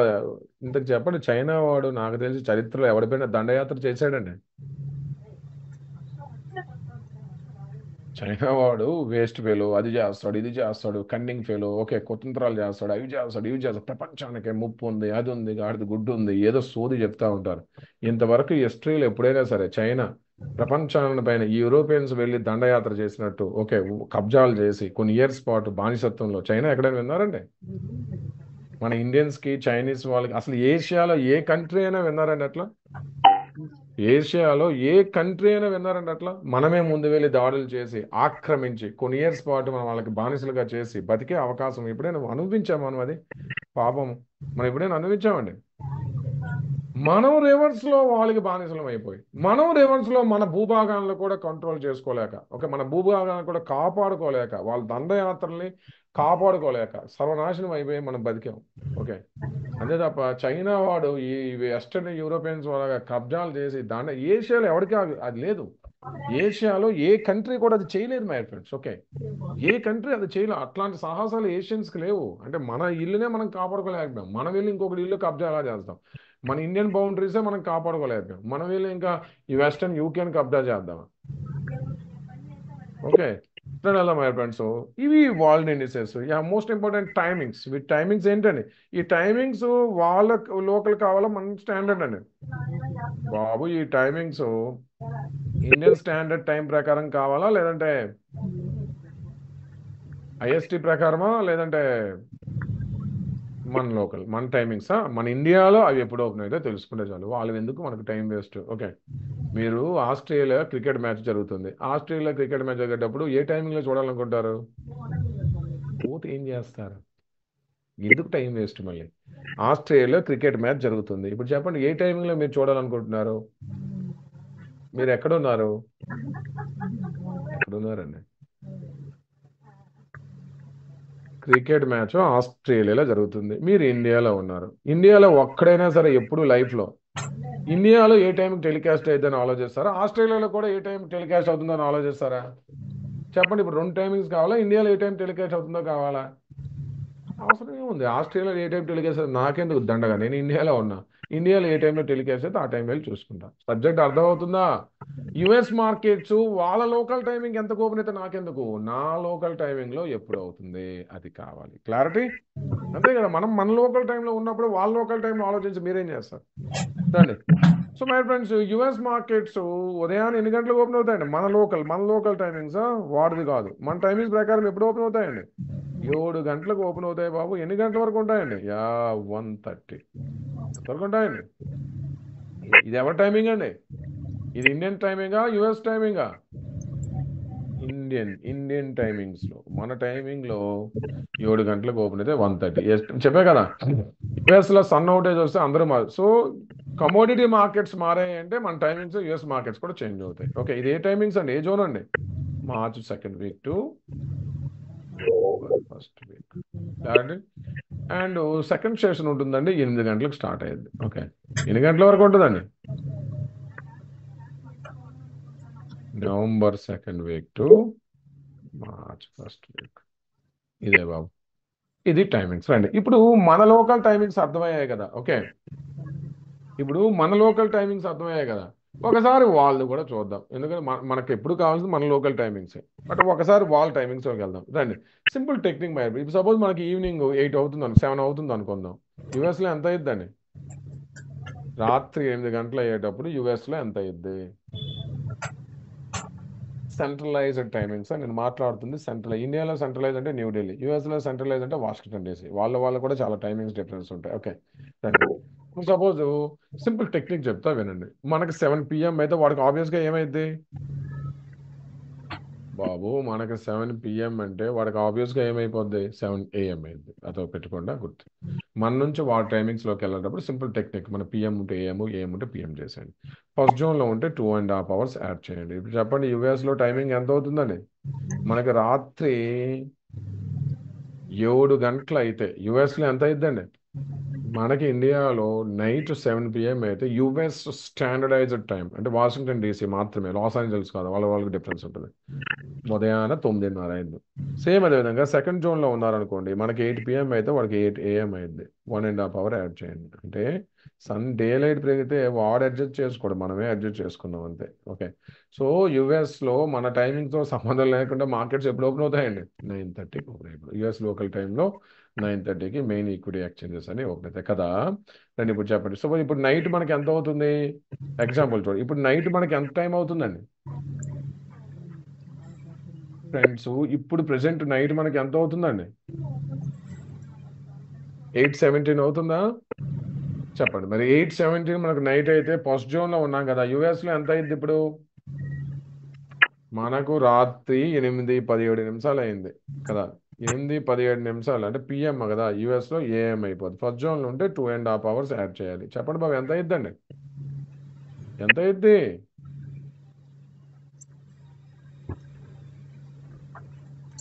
8:17 మనకి 8:17 అయితే వాడికి 8:17 AM చేయండి. ఓకే, వాడికి ఎంత అవుతుంది అంటే కలపండి, 2.5 hours కలపండి, 10:47 అయింది. రండి చూడండి యుఎస్ టైమింగ్స్ లోకల్ లైవ్ ఎంత అయిందండి ఇప్పుడు లైవ్లో. ఇది వాషింగ్టన్ డీసీ మాత్రమే. చికాగోలో చూడండి, చికాగోలో 9:47 అవుతుంది. లాస్ ఏంజల్స్లో ఎంత అవుతుందండి? ఇంకా చెప్పే కదా, పెద్ద కంట్రీ కదా, వాళ్ళకు కూడా స్టేట్ వైజ్ టైమింగ్స్ డిఫరెన్స్ ఉంటుంది. నేను చెప్పింది Los Angeles timing centralised Washington డీసీయా బాబు? ఇండియన్ లోకల్ టైమింగ్ అన్నాం అనుకోండి, న్యూఢిల్లీ చూసుకోవాలి అంతే తప్ప మణిపూర్లో ఎంత ఉంది, మేఘాలయాలో ఎంత ఉంది వాడికి అవసరం లేదు. సెంట్రలైజ్డ్ టైమింగ్స్ ఎప్పుడు చూస్తాం. ఓకే, డబ్ల్యూటీసీ అదే చూడాలి, వాషింగ్టన్ డీసీ చూడాలి. బాబు సబ్జెక్ట్ అర్థమైందా? మన లోకల్ టైమింగ్ నుంచి వార్డులోకి వెళ్ళాలంటే వార్డ్ టైమింగ్, ముఖ్యంగా వాషింగ్టన్ డీసీ టైమింగ్ తెలుసుకోవాలంటే ఎలా చూడాలి? సింపుల్ టెక్నిక్, పిఎం ఉంటే ఏం చేయండి, ఫస్ట్ జోన్ నుండి 2.5 hours యాడ్ చేయండి, సెకండ్ జోన్ నుండి 1.5 hour యాడ్ చేయండి, వాళ్ళ టైమింగ్ వస్తుంది. క్లారిటీ? వాళ్ళ టైమింగ్తో మీకు పని లేదు, బట్ స్టిల్ ఎకానమిక్ క్యాలెండర్స్ చూసేటప్పుడు అవసరం. Okay, economic calendars local timing వాళ్ళు తెస్తాడు, అప్పుడు మీరు చెక్ చేసుకోవడానికి బాగుంటుంది. అది కూడా వాషింగ్టన్ డీసీ టైమింగ్ మాత్రమే. క్లారిటీ? ఇది US and European markets my friends. మన లోకల్ టైమింగ్ ప్రకారం ఎప్పుడు అవుతాయండి? మధ్యాహ్నం 12:30కు ఓపెన్ అవుతాయండి. ఎన్ని గంటల వరకు ఉంటాయండి? సెకండ్ జోన్లో మధ్యాహ్నం 1:30కు ఓపెన్ అవుతాయి. ఎన్ని గంటల వరకు ఉంటాయండి? అంతే. ఇది March second week to November first week. ఇది November second week to March first week. అర్థమైందా? ఇది టైమింగ్స్ బాబు. సో యూరోప్ మార్కెట్స్ మనం ఉదయాన మార్కెట్ ఓపెన్ అవుతుంది, పాజిటివ్ నెగిటివ్ అంటే యూరోప్ చూడాల్సి ఉంటుందండి మనకి ఏమైనా అవసరం లేదు. మేము మధ్యాహ్నం ఓపెన్ అవుతాయి, లైవ్ ఉంటుంది చూపిస్తా. బట్ మధ్యాహ్నం లేటెస్ట్ యూఎస్ క్లోజ్ అయి ఉంటుంది, ఏషియా ఓపెన్ అయి ఉంటుంది. ఒక చిన్న క్లారిటీ వస్తుంది. Okay, next my friend Japan Tokyo stock exchange.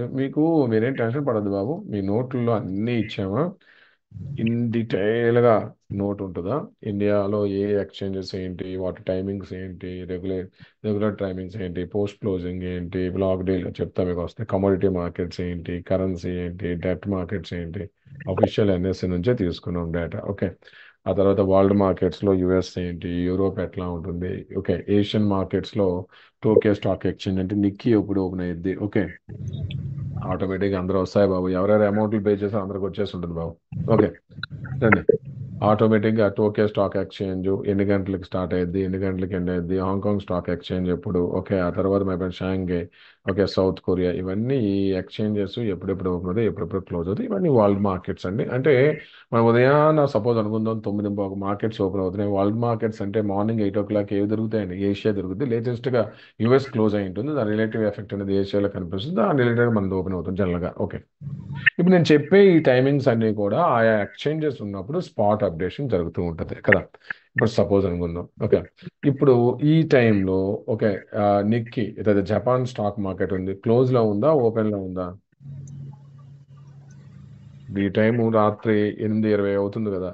Tokyo stock exchange ఓపెన్లో ఉందా, క్లోజింగ్లో ఉందండి?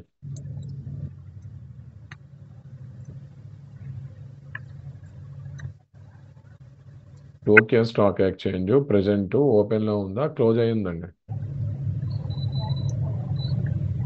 ఆబ్వియస్గా క్లోజ్ కదా. ఎక్కడుందా టైమింగ్? క్లోజ్ అయ్యి కదా. ఉదయం 11:30కే క్లోజ్ అవుతుంది మన ఇండియన్ స్టాక్ మార్కెట్స్ టైమింగ్స్లో కదా.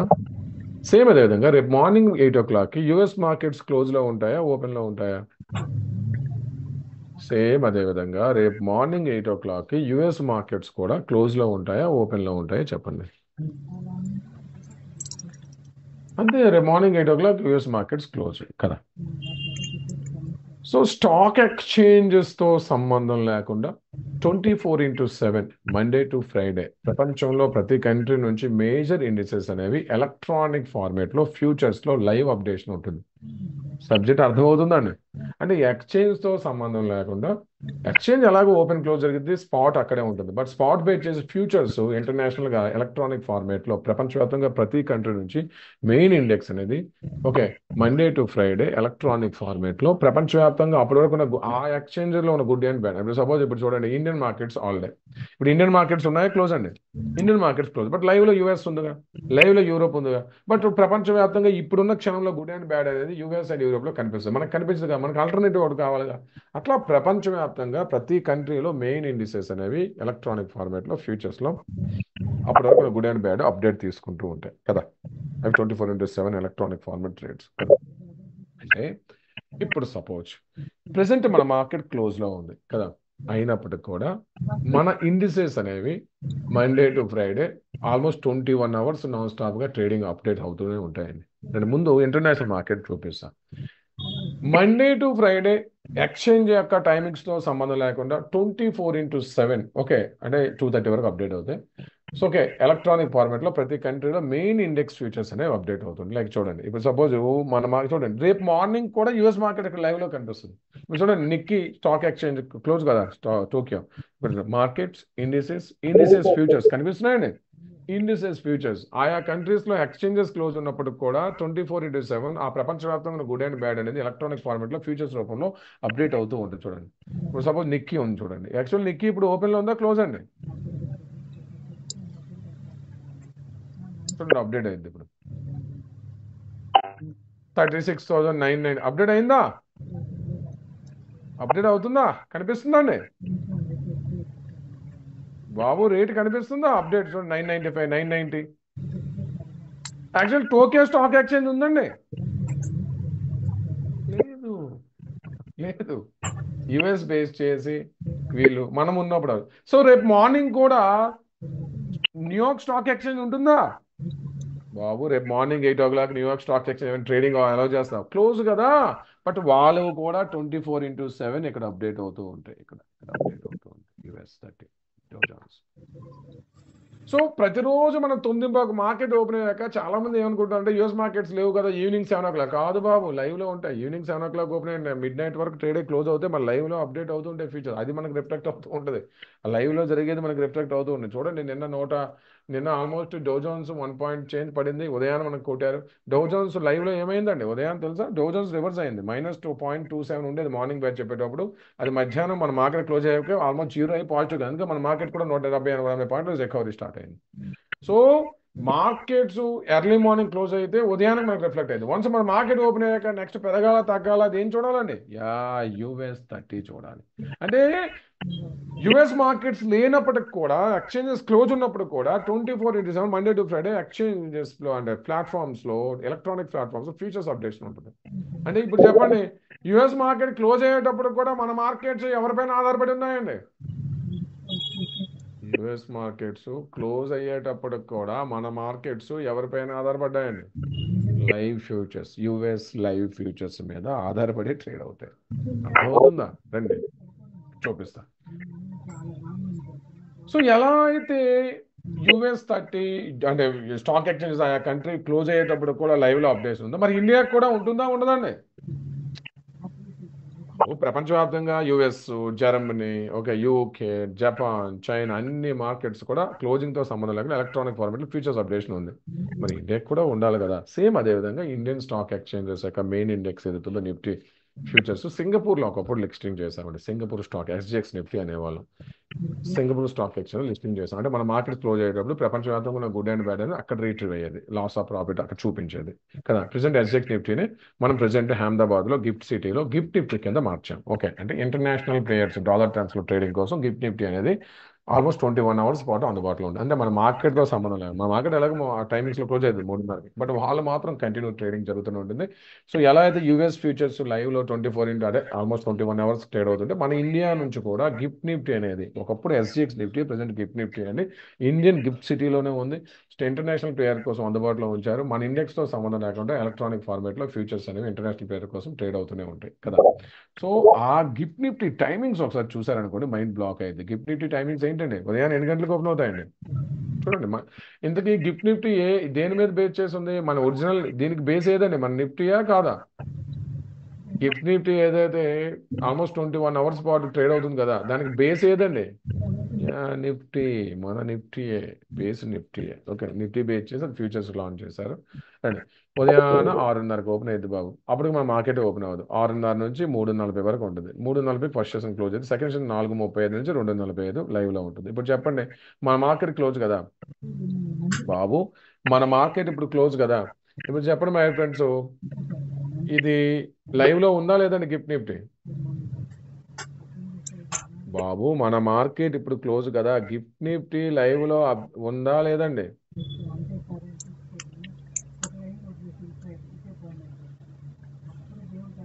మార్కెట్ ఇప్పుడు క్లోజ్ కదా, మన నిఫ్టీ 5 ఉందా లేదా బాబు? గిఫ్ట్ అనేది సిటీ పేరు బాబు. Okay, Gujarat international finance tech city, ఆ పేరు ఏంటండి? గిఫ్ట్ అంటే ఏంటో తెలుసా? గిఫ్ట్ సిటీ అంటే Gujarat international finance tech city, దాన్ని GIFT. Gujarat international finance tech అనలేరు కదా, దానికి గిఫ్ట్ పెట్టారు. అహ్మదాబాద్లో ఉంది. ఓకే, దాన్ని గిఫ్ట్ నిఫ్టీగా మార్చాం. ఓకే, రెండు వెళ్దాం. ఒకప్పుడు SGX Nifty, present gift Nifty. Okay, మన మార్కెట్స్ క్లోజ్ అయ్యేటప్పుడు కూడా ఇంటర్నేషనల్గా జరిగే గుడ్ అండ్ బ్యాడ్ అనేది మన ఇండెక్స్ పైన రిఫ్లెక్ట్ అయ్యేది, that is gift Nifty. So ఇప్పుడు లైవ్లో ఉందా లేదండి? ఇప్పుడు లైవ్లో ఉంది. సో మనం ఇప్పుడు చూడొచ్చా చూడలేమండి? ఇప్పుడు మనం గిఫ్ట్ నిఫ్టీ మైనస్లో ఉందా ప్లస్లో ఉందా చూడొచ్చా చూడలేమా? చూడొచ్చు కదా, లైవ్లో ఉంది. కానీ గిఫ్ట్ నిఫ్టీ లైవ్ని మన నిఫ్టీతో కంపేర్ చేయాలి ప్రతిరోజు.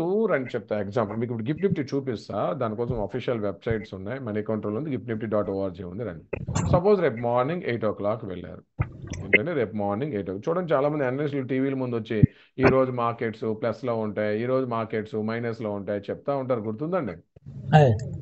చాలా మంది అనలిస్టులు టీవీలోకి వచ్చి ఈ రోజు మార్కెట్ నిఫ్టీ 100 పాయింట్లు ప్లస్ ఓపెన్ అయింది, ఈ రోజు మార్కెట్ నిఫ్టీ 200 పాయింట్లు ప్లస్ ఓపెన్ అయింది. కొత్తగా వచ్చేలకు అనిపిస్తుంది భలే చెప్పాడు, ఎలా చెప్పాడు. మీరు చెప్పలేరండి. రమ్మన్నప్పుడు రావాలా? ప్రతిరోజు నిఫ్టీ ఎన్ని పాయింట్ ప్లస్ ఓపెన్ అయ్యింది, ఎన్ని పాయింట్స్ మైనస్ ఓపెన్ అయ్యింది మీరు చెప్పలేరా? ఈ రోజు మార్నింగ్ బ్యాచ్ ఎవరైతే విన్నారో వాళ్ళందరూ చూపించాం, మనం ఎంత అన్నా అంత ఓపెన్ అయింది ఉదయం 9 మార్కెట్ రండి. అదే నిఫ్టీ బేట్ చేసి డైలీ నిఫ్టీ ఓపెనింగ్ అనలైసిస్ ఏంటంటే మీటింగ్ డైలీ నిఫ్టీ ఓపెనింగ్ ప్రతిరోజు 9 మార్కెట్స్ ఓపెన్ అయితే ఓపెన్ అయ్యాక తెలుసుకోవడం కాదు, 8 o'clock 7:30కి మనం చెప్పవచ్చు ఈ రోజు మార్కెట్స్ ఓవరాల్ గా పాజిటివ్ అనేది. డైలీ నిఫ్టీ ఓపెనింగ్ అనలైసిస్ అంతే కదా, ఇక్కడ అడగదు. స్క్వేర్ బాక్స్ మీద టచ్ చేయాలి, అర్థమైందిలే నాన్న. Based on gift Nifty. నేను టచ్ చేస్తే ఆగిపోద్ది, మీటింగ్ అయిపోయింది అదే. సరే అర్థమైందా? ఫ్యాన్ వేసేసుకోండి, తలుపు వేసుకోండి. గిఫ్ట్ నిఫ్టీ ఫుల్ నేమ్ ఏంటండి? Gujarat international finance tech city. So GIFT సిటీనే అక్కడ ఉంది కాబట్టి గిఫ్ట్ నిఫ్టీ అంటారండి. సో ముందు ప్రతిరోజు 9 మార్కెట్స్ ఓపెన్ అయ్యేటప్పుడు మన మార్కెట్స్ ముందే ప్రిడిక్ట్ చేయొచ్చు. అది ప్రిడిక్ట్ చేయాలంటే ముందు మనం ఎక్కడ క్లోజ్ అయ్యామో తెలుసు. సపోజ్ రేపు మార్నింగ్ 8 o'clock మీరు వెళ్ళారనుకుందాం. సో 8 o'clock మీరు లైవ్ లో గిఫ్ట్ నిఫ్టీ చూస్తారు, బట్ యాక్చువల్లీ మార్కెట్ ఎప్పుడు క్లోజ్ అయి ఉంటుంది? మన నిఫ్టీ ఎప్పుడు క్లోజ్ అయిందండి? మన నిఫ్టీ ఎప్పుడు క్లోజ్ అయిందండి? మార్నింగ్ 8 o'clock వరకు ఉందా? మన నిఫ్టీ ఎప్పుడు క్లోజ్ అయిందండి? సపోజ్ రండి, రేపు డేట్ ఎంత? రేపు 21st లైవ్ 8 AM వెళ్ళి మీరు చూస్తూ ఉన్నారు ఏంటి? Gift Nifty. So gift Nifty live లో మైనస్ ప్లస్ చూడదా, జస్ట్ పాయింట్స్ చూడండి. 25,600 పాయింట్స్ లైవ్ లో ట్రేడ్ అవుతుంది కదా. కానీ మన నిఫ్టీ నిన్న రేపు మీరు వెళ్ళి 8 o'clock చూసేటప్పుడు మన నిఫ్టీ ఎప్పుడు క్లోజ్ అయి ఉంటుంది? ఏ రోజు క్లోజ్ అయి ఉంటుందండి? అంతే కదా, మన నిఫ్టీ 21st రోజు ఎక్కడ ఉంది? ఇంకా 20th ఓకే రోజే ఎక్కడ ఎంత క్లోజ్ అయిందండి? 330. సపోజ్ మీరు వెళ్ళి వెంటనే అసలు గిఫ్ట్ నిఫ్టీ బేట్ చేసి మన మార్కెట్ పాజిటివ్ లో ఉందా నెగిటివ్ లో ఉందా, అసలు మన మార్కెట్ ఎక్కడ క్లోజ్ అయిందో తెలుసుకోవాలి. సో మీరు వెంటనే వెళ్ళారు నిన్న బాబు 3:30కి మన నిఫ్టీ. ఇంతకీ గిఫ్ట్ నిఫ్టీ ఫ్యూచరా స్పాట్ అండి? ఇంతకీ gift Nifty ఫ్యూచరా Sparta? Spot only ఇండియాలో మాత్రమే ఉంటుంది, ఎన్ఎస్సితో మాత్రమే ఉంటుంది. ఓకే, బయట ఎక్కడున్నా అదేమైద్దండి? స్పాట్ నేషనల్ స్టాక్ ఎక్స్చేంజ్ లో మాత్రమే ఉంటుంది. ఓకే, బయట ఎక్కడున్న దాన్ని ఏమంటాం? ఫ్యూచర్స్, కాంట్రాక్ట్స్ అవి. ఓకే రండి వెళ్దాం. సో ఫ్యూచర్స్ కదా, సో మనం కూడా ఏం చేయాలి? నిఫ్టీ సెప్టెంబర్ ఫ్యూచర్ చూసుకోవాలి, ఎందుకంటే సెప్టెంబర్ మంత్ లో ఉన్నాం కాబట్టి. సపోజ్ నిఫ్టీ సెప్టెంబర్ ఫ్యూచర్ నిన్న 3:30కి 25,510 పాయింట్లో క్లోజ్ అయింది. ఇప్పుడు చెప్పండి బాబు, గిఫ్ట్ నిఫ్టీ బేస్ చేసి ఈ రోజు 9 మార్కెట్స్ ఎలా ఓపెన్ అవ్వచ్చు?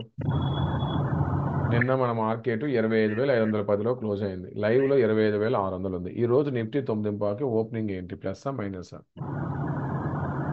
ఏముంది బాబు, 3:30కి ఎంత క్లోజ్ అయింది, లైవ్ లో ఎంత ఉందో చూడండి. ఎక్కువలో ఉంటే లైవ్ ప్లస్, తక్కువలో ఉంటే నెగిటివ్. బాబు అర్థమైందా? బాబు గిఫ్ట్ నిఫ్టీ బేట్ చేసి ప్రతిరోజు నిఫ్టీ ఓపెనింగ్ ఎట్లా లైవ్ లో చూపిస్తా 3:30 తర్వాత ఎంత ఉందో మీకు అర్థమైంది. బట్ ఈ పాయింట్స్ అర్థమైనాయా? రేపు మార్నింగ్ 8 o'clock వెళ్తారు కదా, ముందు మన నిఫ్టీ ఫ్యూచర్స్ ఎంతలో ఉన్నాయో రాసేయండి. మన నిఫ్టీ ఫ్యూచర్స్ ఎంతలో ఉన్నాయో రాసేయండి. సపోజ్ మీరు వెళ్ళారు మార్నింగ్ 8 o'clock వెళ్ళి 20వ తేదీ నిఫ్టీ ఫ్యూచర్స్ క్లోజ్ అయిన పాయింట్ ఎగ్జాంపుల్ 25,510 రాసేసారు. 21వ తేదీ ఉదయం గిఫ్ట్ నిఫ్టీ ఎంతలో ఉందండి? 25,600లో ఉంది. అంతే కదా, నిన్న మార్కెట్ ఎంతలో క్లోజ్ అయింది? లైవ్ లో 25,600 ఉంది. సో నిన్న క్లోజింగ్ కన్నా మార్కెట్ లైవ్ పెరిగిందా తగ్గిందండి? నిన్న క్లోజింగ్ తో కంపేర్ చేస్తే లైవ్ ప్రైస్ అనేది ప్లస్ లో ఉందా మైనస్ లో ఉందా? క్లోజింగ్ కన్నా ఎక్కువలో ఉంది కదా, 90 పాయింట్లు ప్లస్. సేమ్ ఇది గిఫ్ట్ నిఫ్టీ లైవ్ లో మీరు వెళ్ళి చూసేటప్పుడు ఎగ్జాంపుల్ అనుకుందాం. Okay, live gift Nifty example మీరు వెళ్ళి చూసేటప్పటికి 25,250 ఉంది. ఇప్పుడు చెప్పండి మార్కెట్ ఓపెనింగ్ ఏంటి 9 నిన్న క్లోజింగ్ కన్నా లైవ్ ప్రెసెంట్ తక్కువ ఉందా ఎక్కువ ఉందా? తక్కువ ఉంది కదా. ఎన్ని పాయింట్స్ మైనస్ అయితే 260 పాయింట్లు మైనస్ అయిపోతుంది. మార్నింగ్ బ్యాచ్ వాళ్ళకి లైవ్ ఉంటుంది కాబట్టి అంటే చూపిస్తే అర్థమైంది. ఓపెనింగ్ నేను మార్నింగ్ 8 o'clock చూపించాక నాకు టైం తెలుసు. మీకు ఈవినింగ్ బ్యాచ్ వాళ్ళకి అంటే రేపు జరగబోదు ఇప్పుడు చెప్పి ఇప్పుడు లైవ్ లో చూపిస్తాను. బాబు గిఫ్ట్ నిఫ్టీ అనలైసిస్ బేస్ చేసి మన మార్కెట్స్ ఇప్పుడు ఓపెన్ అయితే అర్థమైందా? ముందు మన నిఫ్టీ ఫ్యూచర్స్ క్లోజింగ్ చూడండి, అది మీ సాఫ్ట్వేర్ లో ఉంటుంది. సపోజ్ రండి ఇప్పుడు లైవ్ లో చూపిస్తారండి. ఇప్పుడు ప్రెసెంట్ మన మార్కెట్ ఎంత క్లోజ్ అయింది? ఈ రోజు మన మార్కెట్ ఎంతలో క్లోజ్ అయింది? 3:30 క్లోజ్ అయిందిగా. ఓకే, 2 నెలలు. నిఫ్టీ స్పాట్ చూడొద్దా? నిఫ్టీ సెప్టెంబర్ ఫ్యూచర్ క్లోజింగ్ చెప్పండి. అంటే ఉదయాన్నే మీరు ఎలాగో వెళ్తారు కాబట్టి ఉదయాన్నే మారుతుంది అర్థం. ఇప్పుడు ప్రెసెంట్ చెప్పండి, నిఫ్టీ సెప్టెంబర్ ఫ్యూచర్స్ ఎంతలో క్లోజ్ అయినాయి? ఎన్ని పాయింట్స్ అండి? మీకు పైన కనిపిస్తుందండి అందరికి? సెప్టెంబర్ ఫ్యూచర్ కనిపిస్తుందా? ఎన్ని పాయింట్లు క్లోజింగ్ అండి? సో అట్ 3:30కి 25,521లో క్లోజ్ అయిపోయి, ఇంకా ట్రేడ్ అవ్వలేదు, క్లోజ్ అయింది కదా. But gift Nifty present live లో ఉందా లేదండి? గిఫ్ట్ నిఫ్టీ లైవ్ లో ఉందా లేదా? ఎన్ఎస్సి మాత్రమే క్లోజ్ అయింది బాబు, గిఫ్ట్ నిఫ్టీలో గిఫ్ట్ నిఫ్టీ ట్రేడ్ అవుతూనే ఉంది కదా. సో ఇప్పుడు లైవ్ లో ఎంతలో ఉందో చూడొచ్చా చూడలేమా బాబు? లైవ్ లో ఎంత ఉందో చూడొచ్చా చూడలేమా? చూడొచ్చు కదా. రండి, www.moneycontrol.com లోకి వెళ్ళండి. అందులోకి వెళ్ళి మార్కెట్స్, గ్లోబల్ మార్కెట్స్ కొట్టండి. అక్కడ మైనస్ ప్లస్ చూడొద్దు, జస్ట్ పాయింట్స్ మాత్రమే నోట్ చేయండి. ఓకే, మీరు మైనస్ ప్లస్ చూడొద్దు, జస్ట్ పాయింట్స్ మాత్రమే నోట్ చేయండి. రండి, మార్కెట్స్, గ్లోబల్ మార్కెట్స్.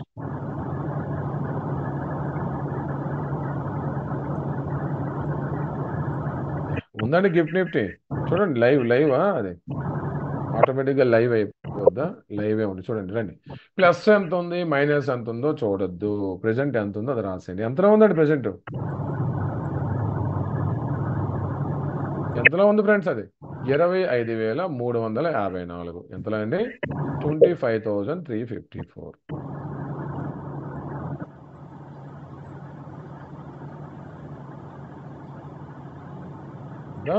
25,354 రాయండి. సో యాక్చువల్లీ చూడండి, ఇంకా చాలా ఉంటుంది బాబు.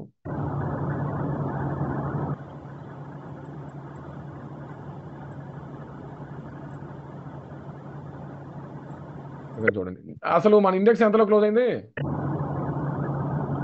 బాబు? మన ఇండెక్స్ ఎంతలో క్లోజ్ అయిందండి? 25,251, అంతే కదా. 3:30కి 25,251. లైవ్ ఎంత ఉందండి? 25,354. చెప్పండి బాబు. 3:30 తర్వాత మన మార్కెట్ పాజిటివ్ లో ఉందా? ప్రజెంట్ ఉన్న సిచ్యువేషన్ ఇప్పుడు లైవ్ లో నెగిటివ్ లో ఉందా? సేమ్ ఇదే. రేపు మార్నింగ్ చూడలేరండి బాబు? రేపు మార్నింగ్ 8 గంటలకు వెళ్ళాక గిఫ్ట్ నిఫ్టీ ఎంతలో ఉందో రాయండి. మన మార్కెట్ 3:30కి ఈ రోజు క్లోజింగ్ కదా, రేపు చూస్తారు. ఇప్పుడు చెప్పండి, మార్కెట్ ప్రతిరోజు ఓపెనింగ్ గెస్ట్ చేయగలరా చేయలేరండి? సబ్జెక్ట్ అర్థమవుతుందా? రేపు మార్నింగ్ ఇప్పుడు చూడం కదా, మనకి ఎప్పుడు కావాలి? రేపు మార్నింగ్ 7:30, 8 o'clock కావాలి. So 8 o'clock gift Nifty live లో ఎంత ఉందో రాసుకోండి. నిఫ్టీ ఫ్యూచర్స్ లైవ్ లో ఎంత క్లోజ్, నిన్న క్లోజ్ ఎంత రాసుకోండి. రెండింటి యొక్క డిఫరెన్స్ ఎక్కువ ఉండే, క్లోజింగ్ కన్నా ఎక్కువ ఉంటే పాజిటివ్, క్లోజింగ్ కన్నా తక్కువ ఉంటే నెగిటివ్. సో ప్రెసెంట్ ఉన్న సిచ్యువేషన్స్ లో నైట్ 8:37కి స్టాక్ మార్కెట్స్, మన నిఫ్టీ ఏంటండి మార్కెట్ ప్రెసెంట్ పాజిటివ్ లోకి వెళ్ళిందా నెగిటివ్ లోకి వెళ్ళిందా? క్లోజ్ అయిపోయాక 3:30 తర్వాత మన మార్కెట్స్ పాజిటివ్ లోకి వెళ్ళాయా నెగిటివ్ లోకి వెళ్ళాయా? సేమ్ రేపు మార్నింగ్ 8 o'clock అనలైజ్ చేశారనుకోండి, 9:15కి అదే వస్తుంది. 9 o'clock ప్రీ ఓపెన్ అయిపోయాక 9:07కి ఫిక్స్ అయిపోద్ది ఎంత మైనస్ అనేది, అదే అవుతుంది. ఇప్పుడు నేను చెప్పే ఈ అనలైసిస్ అనేది డే లాంగ్ మార్కెట్స్ ఎట్లా ఉంటాయో తెలుసుకోవడం కోసమా, జస్ట్ ఓపెనింగ్ ని గెస్ట్ చేయడం కోసమా? నేను చెప్పే ఈ అనలైసిస్ జస్ట్ ఓపెనింగ్ మాత్రమే. డే లాంగ్ మార్కెట్స్ ఎలా ఉంటాయనేది చార్ట్ ట్రేడింగ్ పైన మనకు క్షణం అర్థమైంది, మార్కెట్ పెరుగుతుందా తగ్గుతుందా. నేను చెప్పేది జస్ట్ ఓపెనింగ్ కోసం మాత్రమే. వన్స్ మన మార్కెట్స్ ఓపెన్ అయ్యాక ఇంకా గిఫ్ట్ నిఫ్టీ చూడాల్సిన అవసరం ఉంటుందా బాబు? మన మార్కెట్స్ 9:00 ఓపెన్ అయ్యాక గిఫ్ట్ నిఫ్టీ ఎంత ఉందో చూడాల్సిన టైం వేస్ట్ కదా. మన మార్కెట్ లేనప్పుడు ఓవరాల్గా ప్రపంచవ్యాప్తంగా జరిగే గుడ్ అండ్ బ్యాడ్ మనకు అర్థం అవ్వాలి. అందుకే గిఫ్ట్ నిఫ్టీ చూసాం. మన మార్కెట్ ఈ ఇద్దరిలో మెయిన్ ఎవడండి? నిఫ్టీయా గిఫ్ట్ నిఫ్టీయా బాబు? వీళ్ళిద్దరిలో అండర్లైన్ రియల్ స్పాట్ ఎవరిదండి? నిఫ్టీ బాబు, గిఫ్ట్ నిఫ్టీ కాదు. నిఫ్టీ బేచెస్ గిఫ్ట్ నిఫ్టీ, గిఫ్ట్ నిఫ్టీ బేచెస్ నిఫ్టీ లేదు. మనం లేనప్పుడు మార్కెట్స్ ఎలా ఉన్నాయో తెలుసుకోవడం కోసం గిఫ్ట్ నిఫ్టీ బాబు. పాయింట్ అర్థమైందా అందరికీ? ప్రతిరోజు 8 గంటలకి 8:30కి మార్కెట్ ఓపెనింగ్ ని ఎట్లా గెస్ చేయాలి, గిఫ్ట్ నిఫ్టీ బేస్ చేసి ఎట్లా చూడాలి, ఇది అర్థమైందా? చాలా ఇంపార్టెంట్ బాబు, ప్రతిరోజు గెస్ట్ చేయాలి. ఆ తర్వాత మీకు చార్ట్ ట్రేడింగ్ చెప్పాక లైవ్ లో మార్కెట్ పెరుగుతుందో తగ్గుతుందో మీకు అర్థం అవుతుంది. బట్ ప్రతిరోజు చూడగలగాలి. అంటే మార్కెట్ గిఫ్ట్ నిఫ్టీ బేస్ చేసి మన మార్కెట్ ఉదయాన పాజిటివ్ నెగిటివ్. ఆ పాజిటివ్ కూడా దేనికోసం అయిపోయిందండి బాబు? ఆ పాజిటివ్ కూడా ఏ బేస్ మీద అయ్యిందండి? చెప్పే కదా, మనం ఎవరికి బ్లైండ్ ఫాలోవర్స్ అండి మనము ఎవరికి బ్లైండ్ ఫాలోవర్స్ అండి, తెలిసిందే కదా ఇక.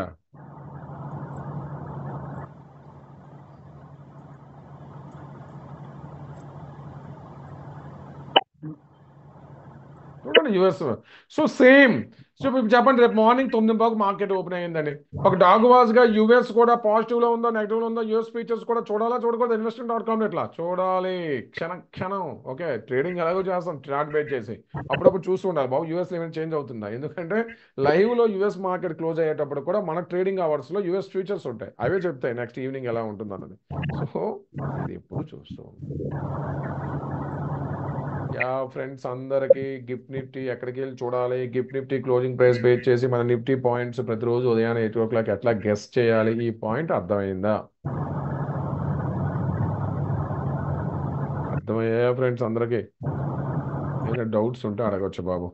గిఫ్ట్ నిఫ్టీ చూడడం కోసం www.moneycontrol.com లోకి వెళ్ళండి, మార్కెట్స్ గ్లోబల్ ఇండిసెస్ కొట్టండి, అందులో గిఫ్ట్ నిఫ్టీ లైవ్ వస్తుంది. ఓకే, ఆ తర్వాత నిఫ్టీ ఫ్యూచర్స్ క్లోజింగ్ చూసుకోండి. నిఫ్టీ ఫ్యూచర్స్ సపోజ్ నాకు ఇంకా సాఫ్ట్వేర్ ఓపెన్ అవ్వలేదు సార్, నాకు సాఫ్ట్వేరే లేదు అన్న వాళ్ళు ఎవరైనా ఉంటే అప్పుడు అఫీషియల్గా ఎక్కడికి వెళ్ళాల్సండి? ఎన్ఎస్సీఏ కదా, ఎన్ఎస్సీఏ మెయిన్ కదా. ఇంకా జెరోదా వాడు ఈవినింగ్ అప్డేట్ చేయడు క్లోజింగ్ ప్రైస్, ఎన్ఎస్సీ కూడా కరెక్ట్గా అప్డేట్ చేయడు. www.nsindia.com.లోకి వెళ్ళండి.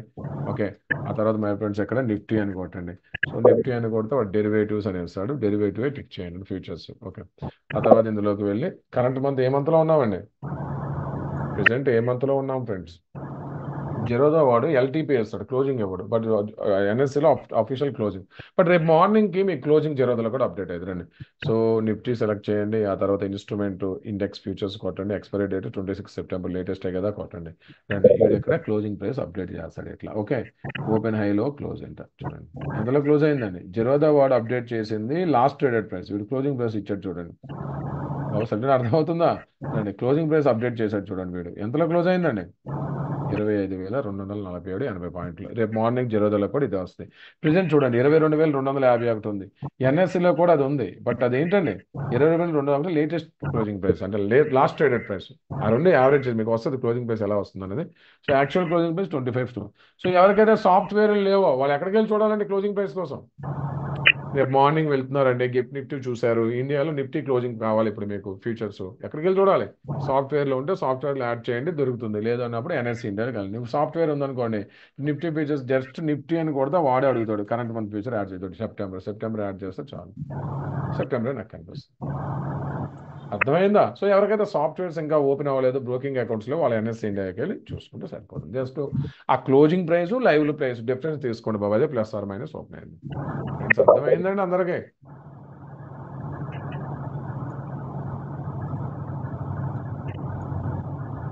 And next my friends most important Nifty index అంటే ఇండియా విక్స్ అండి. మీరు నెంబర్ ఆఫ్ టైమ్స్ వినే ఉంటారు బాబు, అన్నీ రాసామా నోట్లు అన్నీ ఉంటాయి చూడండి. గిఫ్ట్ నిఫ్టీ ఏంటి అసలు, ఏంటి ఎక్కడి నుంచి ఉంది, ఏ సిటీలో ఉంది, గిఫ్ట్ నిఫ్టీ ఎలా చూడ చూసారు అన్నీ ఉన్నాయి. వెబ్సైట్స్ ఏంటి, ఏ వెబ్సైట్లోకి వెళ్తే గిఫ్ట్ నిఫ్టీ అప్డేట్ అయ్యేది, 3 వెబ్సైట్స్ ఇచ్చాం. మరి ఇన్వెస్టింగ్.com ఇప్పుడు ఇవ్వట్లేదు, ఒకప్పుడు ఎస్జెక్స్ నిఫ్టీ ఉన్నప్పుడు ఇచ్చాడు. ఓకే, అర్థమైందండి? Simple my friend. రేపు మార్నింగ్ ఏం చేయాలండి?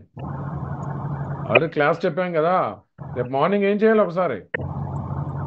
మీరు అనుకున్న పాయింట్స్కి ఒక 10-20 పాయింట్లు అటు ఇటుగా ఓపెన్ అవుతుంది. మీరు 100 పాయింట్లు అనుకున్నారు అనుకోండి, ప్లస్ 80 నుంచి 120లో ఓపెన్ అయిపోవచ్చు. ఓకే, జస్ట్ ఓపెనింగ్ చూడటం కోసం. రేపు మార్నింగ్ గిఫ్ట్ నిఫ్టీ చూడండి, ఈరోజు లైవ్ క్లోజింగ్ ప్రైస్ చూడండి, డిఫరెన్స్ చూడండి 9:08కి మీకు అర్థమైంది. ప్రీ ఓపెన్లో తెలుస్తుంది ఎన్ని పాయింట్ ప్లస్ మైనస్, అదే పడిపోద్ది.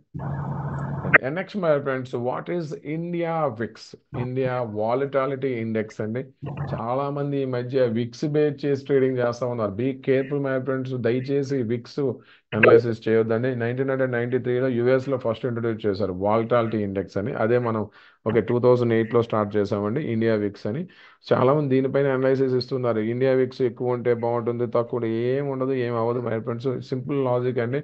వాలటాలిటీ అనేది ట్రేడర్స్కి అనుకూలమే ఇప్పుడు. సో యాజ్ ఏ ట్రేడర్స్గా మనం ఎప్పుడు వాలటాలిటీ ఎక్కువ ఉండేటట్టు చూసుకోవాలి. బట్ ఇక్కడ స్టాటిక్స్ ఏంటంటే వాలటాలిటీ ఎక్కువ ఉంటే స్టాక్ మార్కెట్లు పడతాయని, వాలటాలిటీ తక్కువ ఉంటే పెరుగుతాయని. అందుకే ఇండియా విక్స్ ఎప్పుడు 14 లోపు ఉంటే మంచిదని స్టాక్ మార్కెట్స్కి. 22, 23 దాటిందంటే నెగిటివ్ అని ఫీల్ అవుతూ ఉంటారు. బట్ ఇది ఒక అజంప్షన్ మాత్రమే. దయచేసి మనం ట్రేడింగ్ చేయాలంటే డీప్ చార్ట్ ట్రేడింగ్ పైన నాలెడ్జ్ ఉండాలి. ఇట్లాంటి అజంప్షన్స్ దయచేసి ఫాలో అవ్వద్దని చాలా మంది చెప్తూ ఉంటారు. ఇండియా విక్స్ ఇది జస్ట్ వాలటాలిటీ రిప్రజెంట్ చేస్తుంది. మీకు ఆప్షన్స్ క్లాసెస్ చెప్పేటప్పుడు చెప్పేటప్పుడు, ఆప్షన్ చైన్ అనాలిసిస్ చెప్పేటప్పుడు వాలటాలిటీ మీకు అర్థమైంది. సో యావరేజ్గా ఇండియా విక్స్ అనేది ఎప్పుడు కూడా మోర్ దెన్ 22-25 ఉందనుకోండి, మార్కెట్స్ కొంచెం నెగిటివ్గా అంటే వాలటాలిటీ ఎక్కువ ఉంటుంది. బిలో 12, బిలో 10 ఇట్లా 14 బిలో వస్తే కొంచెం పాజిటివ్ ఇన్వెస్టర్స్ కానీ చూస్తూ ఉంటారు. ఇది కూడా అప్డేట్ అవుతూ ఉంటుంది బాబు. డైలీ బేసిస్లో ఏంటండి బాబు, అర్థమవుతుందా? డైలీ బేసిస్లో ఇండియా విక్స్ కూడా అప్డేట్ అని వాలటాలిటీ అప్డేట్ అవుతూ ఉంటుంది, మీరు చూసుకోవచ్చు.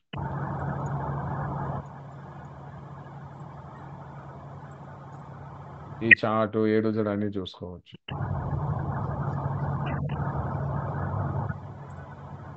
సో వాలటాలిటీ పెరిగింది అంటే స్టాక్ మార్కెట్స్కి ఏంటండి, చూడండి ఎక్కడెక్కడ వాలటాలిటీ, వీళ్ళు జనరల్గా అట్లా స్టాక్ మార్కెట్లో ట్రేడర్స్కి అనుకూలంగా, వాలటాలిటీ తక్కువలో ఉండే ఇన్వెస్టర్స్కి అనుకూలంగా ఫీల్ అవుతూ ఉంటారు my friends. Okay, anyhow as a ట్రేడర్స్గా మనం ఎప్పుడు ఏం కోరుకోవాలండి? మార్కెట్ వాలటాలిటీ ఎక్కువ ఉండాలా, తక్కువ ఉండాలా?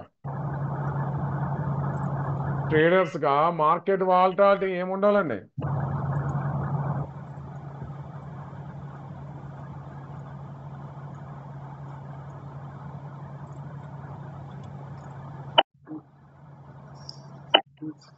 వాలటాలిటీ ఎక్కువ ఉందనుకోండి, ట్రేడింగ్కి అనుకూలం అండి. ఎందుకంటే భయంకరంగా అంటే మార్కెట్ ఎలా ఉంది, వాలటాలిటీ అంత అర్థం ఏంటంటే ఎక్కువ మంది పార్టిసిపేట్ చేస్తారు, తద్వారా రేట్స్ ఫ్లక్చువేట్ అవుతూ ఉంటాయి. అంటే నిఫ్టీ 100 పాయింట్లు ప్లస్, 150 పాయింట్లు ప్లస్, మళ్ళీ అగైన్ పడిపోవటం, రెండు వైపులు జరగడం, అట్లా భయంకరంగా రెండు వైపు మూవ్ అయింది అనుకోండి, మనకు ట్రేడింగ్ అవకాశాలు ఎక్కువ ఉంటాయి. అలా కాకుండా తక్కువ మంది పార్టిసిపేట్ చేశారనుకోండి, రేంజ్ బౌండ్లో ఉంటాయి, 10 పాయింట్లు పెరగటం, 5 పాయింట్లు తగ్గడం, ఈ రేంజ్ బౌండ్ ఉన్నప్పుడు నష్టపోయే అవకాశం ఉంటుంది. అందుకే వాలటాలిటీ ఎప్పుడు కూడా యాజ్ అ ట్రేడర్స్గా మనకి ఎక్కువ ఉంటాయి మంచిది. అంటే 25-30 ఉంటే ఇండియా విక్స్ ఇంకా ఎక్సలెంట్ ఇరగదీస్తుంది. ఓకే, సో వాలటాలిటీ తక్కువ ఉన్నప్పుడు పాజిటివ్ అని నెగటివ్ రెండు రాంగ్, వదిలేయండి. ఇండియా విక్స్ అంటే జస్ట్ వాలటాలిటీ రిప్రజెంట్ చేస్తుంది. యాజ్ అ ట్రేడర్స్గా వాలటాలిటీ ఎక్కువ ఉంటే మంచిది. ఓకే, తక్కువ ఉంటే ఇన్వెస్టర్స్కి మంచిదని ఒక అజంప్షన్ మాత్రమే. ఓకే, ఇండియా విక్స్ కూడా లైవ్లో ఒక పార్ట్. ఇది జస్ట్ ఎందుకు చెప్పానంటే, రేపు ఇది చెప్పలేదు అనుకోండి, రేపు ఎవడో ఒకటి ప్రతి ఒక్కరు ఈ మధ్య అనలిస్ట్లే కదా, ఏదో ఒకటి యూట్యూబ్లో పెడతాడు, ఇదో ఇలా అయింది అది అయింది అందుకే డబ్బులు వచ్చాయి, బీ కేర్ఫుల్.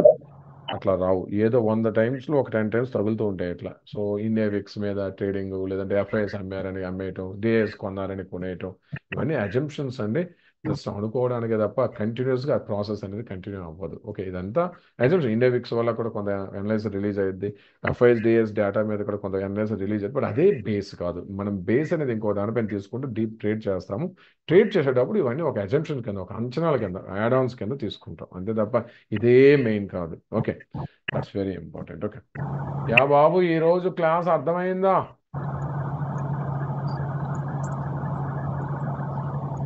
అసలు యాజ్ ఏ ఇండియన్ సిటిజన్గా ఇండియాలో ఏ అసెట్ క్లాసెస్లో పెట్టుబడి పెట్టే అవకాశం ఉంది, ఆ అసెట్ క్లాసెస్ ఏంటి, వాటి లిస్టింగ్ ఎక్స్చేంజెస్ ఏంటి, వాటి టైమింగ్స్ ఏంటి, వాటి రెగ్యులేటెడ్ బాడీస్ ఎవరు ఉంటారు. ఓకే, నెక్స్ట్ మా friends most important, world markets అంటే ఏంటి, వరల్డ్ మార్కెట్స్ అనేటప్పుడు ఏ జోన్స్ చూడాల్సి ఉంటుంది, కమోడిటీ, కరెన్సీ, ఈక్విటీ అవి చెప్పాక ఇవి.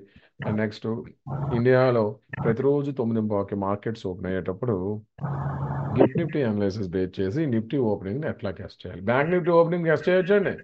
బ్యాంక్ నిఫ్టీ ఓపెనింగ్ ప్రీ ఓపెన్లో మీకు తెలుస్తుంది. 9-8 అయింది అనుకోండి, నిఫ్టీ 50 ఉంటే అది ఇంచుమించు ఒక ఎంత అండి, 120-110 పాయింట్లు ఉంటుంది. సో ప్రత్యేకించి బ్యాంక్ నిఫ్టీ అవసరం లేదు. మీకు బ్యాంక్ నిఫ్టీ కూడా నాకు తెలియాలి సార్ 9:15కి అంటే అప్పుడు ఏం చేయాలండి?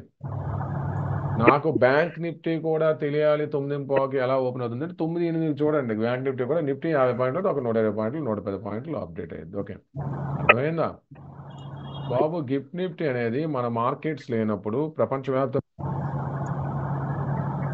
అవుతుందండి. సో 3:30కి మన మార్కెట్ క్లోజ్ అయ్యాక 9:15 ఆగు ముందే గిఫ్ట్ నిఫ్టీ మనం చూసామనుకోండి, 3:30 తర్వాత మన మార్కెట్ పైన నెగిటివ్ పాజిటివ్ అనేది కనిపిస్తూ ఉంటుంది. ఓకే, మీకు ఏం అర్థం అవ్వలేదో చెప్పండి, మాట్లాడొచ్చండి బాబు, ఎవరు మాట్లాడండి చెప్పండి. రేపు మార్నింగ్ వెళ్ళి చూడు బాబు, రేపు మార్నింగ్ వెళ్ళి గిఫ్ట్ నిఫ్టీ చెప్పా కదా, మనీ కంట్రోల్ వెళ్ళి చూసి నిఫ్టీ ఫ్యూచర్స్ కంపేర్ చేసి 9:15 మార్కెట్స్ చూడండి, అర్థమైంది. బాబు ఎవరికైనా డౌట్ ఉంటే మాట్లాడచ్చు, మాట్లాడండి.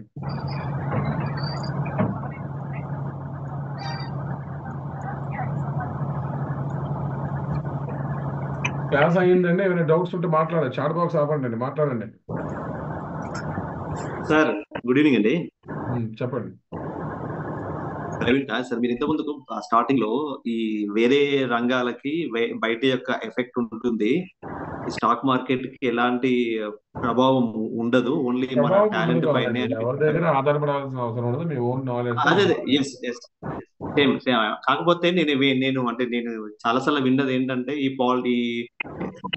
ఎలక్షన్స్ ఆ టైంలో గవర్నమెంట్ కావాలని చెప్పేసి కొన్ని రంగాలను ప్రోత్సహిస్తుంది, కొన్ని రంగాలను డిస్కరేజ్ చేస్తుంది అని విన్నాం. అంటే స్టాక్ మార్కెట్ లో మార్పుల గురించి అప్పుడు కూడా మనకు కొంచెం నష్టం కానీ లాభం కానీ జరిగే అవకాశం ఉంటుంది కదా.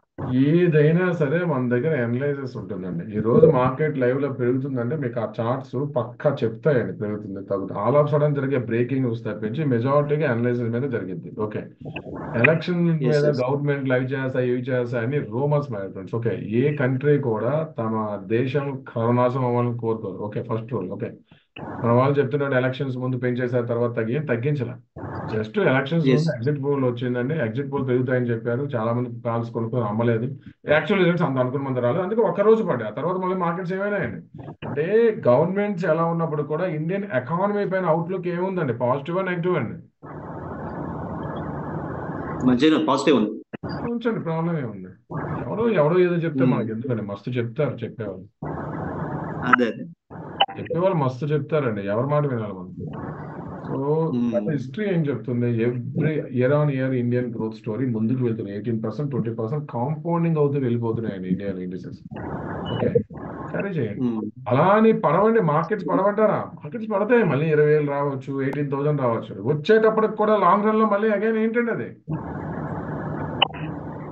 స్టాక్ మార్కెట్స్ ఎప్పుడు స్ట్రైట్ అవే పెరగవండి. ఓకే, ఇలా ఎక్కడ కూడా ప్రపంచవ్యాప్తంగా మార్కెట్స్ ఇలా పెరగవు. ఎలా పెరుగుతాయండి, పెరిగే పద్ధతి అప్ జరుగుతాయి. అండ్ మళ్ళీ ఇండియాలో స్టాక్ మార్కెట్స్ పడతాయి అవకాశం. మనం ఇప్పుడు ఇండియాలో మార్కెట్స్ భయంకరంగా పడితే మనం ఎట్లా ఫీల్ అవ్వాలండి, ఆపర్చునిటీ కింద ఫీల్ అవ్వాలా, వేస్ట్ అని అమ్మేయాలా?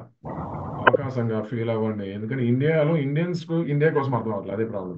ఇండియన్స్ ఇండియా కోసం అర్థం చేసుకున్నారు, బట్ ఎఫ్ఐఎస్ కరెక్ట్ గా అర్థం చేసుకున్నారు, డొమెస్టిక్ వాళ్ళు కరెక్ట్ గా అర్థం చేసుకున్నారు. అంటే వాళ్ళు ఇప్పుడు చూడట్లేదు, 2024 చూడట్లా, 2045కి ఇండియా ఎలా ఉంటుంది. సో 2045కి టాటా మోటార్స్ ఎలా ఉంటుంది. సో టాటా మోటార్స్ 1000 రూపీస్ కూడా వాళ్ళకి ఏమనిపిస్తుంది ఇప్పుడు, చీపర్ రేటా. వాళ్ళు 2024 టాటా మోటార్స్ భవిష్యత్తు కోసం చూడట్లా, 2045కి టాటా మోటార్స్ భవిష్యత్తు ఎట్లా ఉంటుంది. సో 2045 ఉన్న ప్రైస్ కంపేర్ చేస్తే 2024 చాలా చీప్ అనిపిస్తుంది. అందుకే చూడండి, ఎక్కడ పడుతున్నా సరే మార్కెట్ చూడండి, ఇండియాలో ప్రెసెంట్ 1000 పాయింట్లు తగ్గితే 3000 పాయింట్లు పెరుగుతున్నాయి. అంటే వాళ్ళు ప్రతి కరెక్షన్ కూడా ఒక ఆపర్చునిటీ కన్నా తీసుకుని పోతున్నారు. మార్కెట్స్ పడతాయి, నో డౌట్, బట్ పడేటప్పుడు కూడా సర్వనాశనం అయిపోవండి. నిఫ్టీ మళ్ళీ 5,000 10,000 రాదు, అర్థమవుతుందా. పడితే ఒక అవకాశంగా ఫీల్ అవ్వాలి.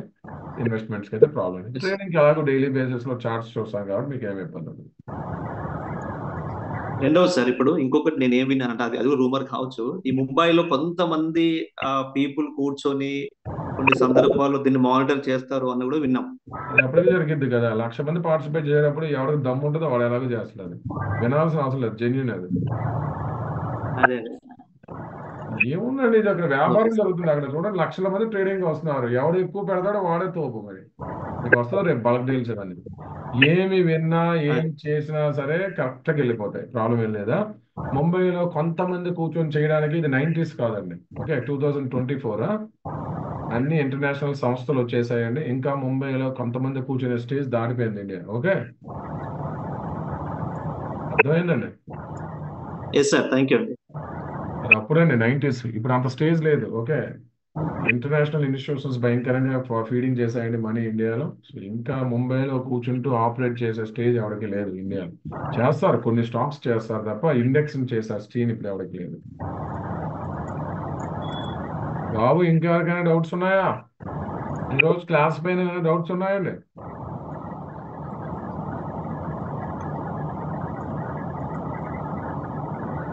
ఈ నోట్ వస్తుంది, రిఫర్ చేయండి my friends. Request all of you, 90% fee structure pay చేశారండి. మా వాళ్ళు నెంబర్ ఆఫ్ టైమ్స్ అడుగుతూ ఉన్నారు. దయచేసి be ethical my friends, fee structure ఈ రోజు రేపట్లో కంప్లీట్ చేయండి. మళ్ళీ ఆపితే ఫీల్ అవ్వడానికి ఇవన్నీ బాగోదు, దయచేసి. ఓకే, ఈ రోజు రేపట్లో ఫీ స్ట్రక్చర్ 90% పే చేశారండి. చేసే వాళ్ళు ఇగ్నోర్ చేయండి, ఎవరైతే చేయలేదో కంపల్సరీ మళ్ళీ నెగిటివ్గా ఫీల్ అవ్వద్దు. దయచేసి ఈ రోజు రేపట్లో ఫ్రీ స్ట్రక్చర్ క్లోజ్ చేయడానికి ప్రయత్నించండి. ఓకే, ఇది ఈ రోజు క్లాస్ మై ఫ్రెండ్స్. రేపు ఇంకా డీప్ క్లాస్లో మళ్ళీ కలుద్దాం. బాయ్.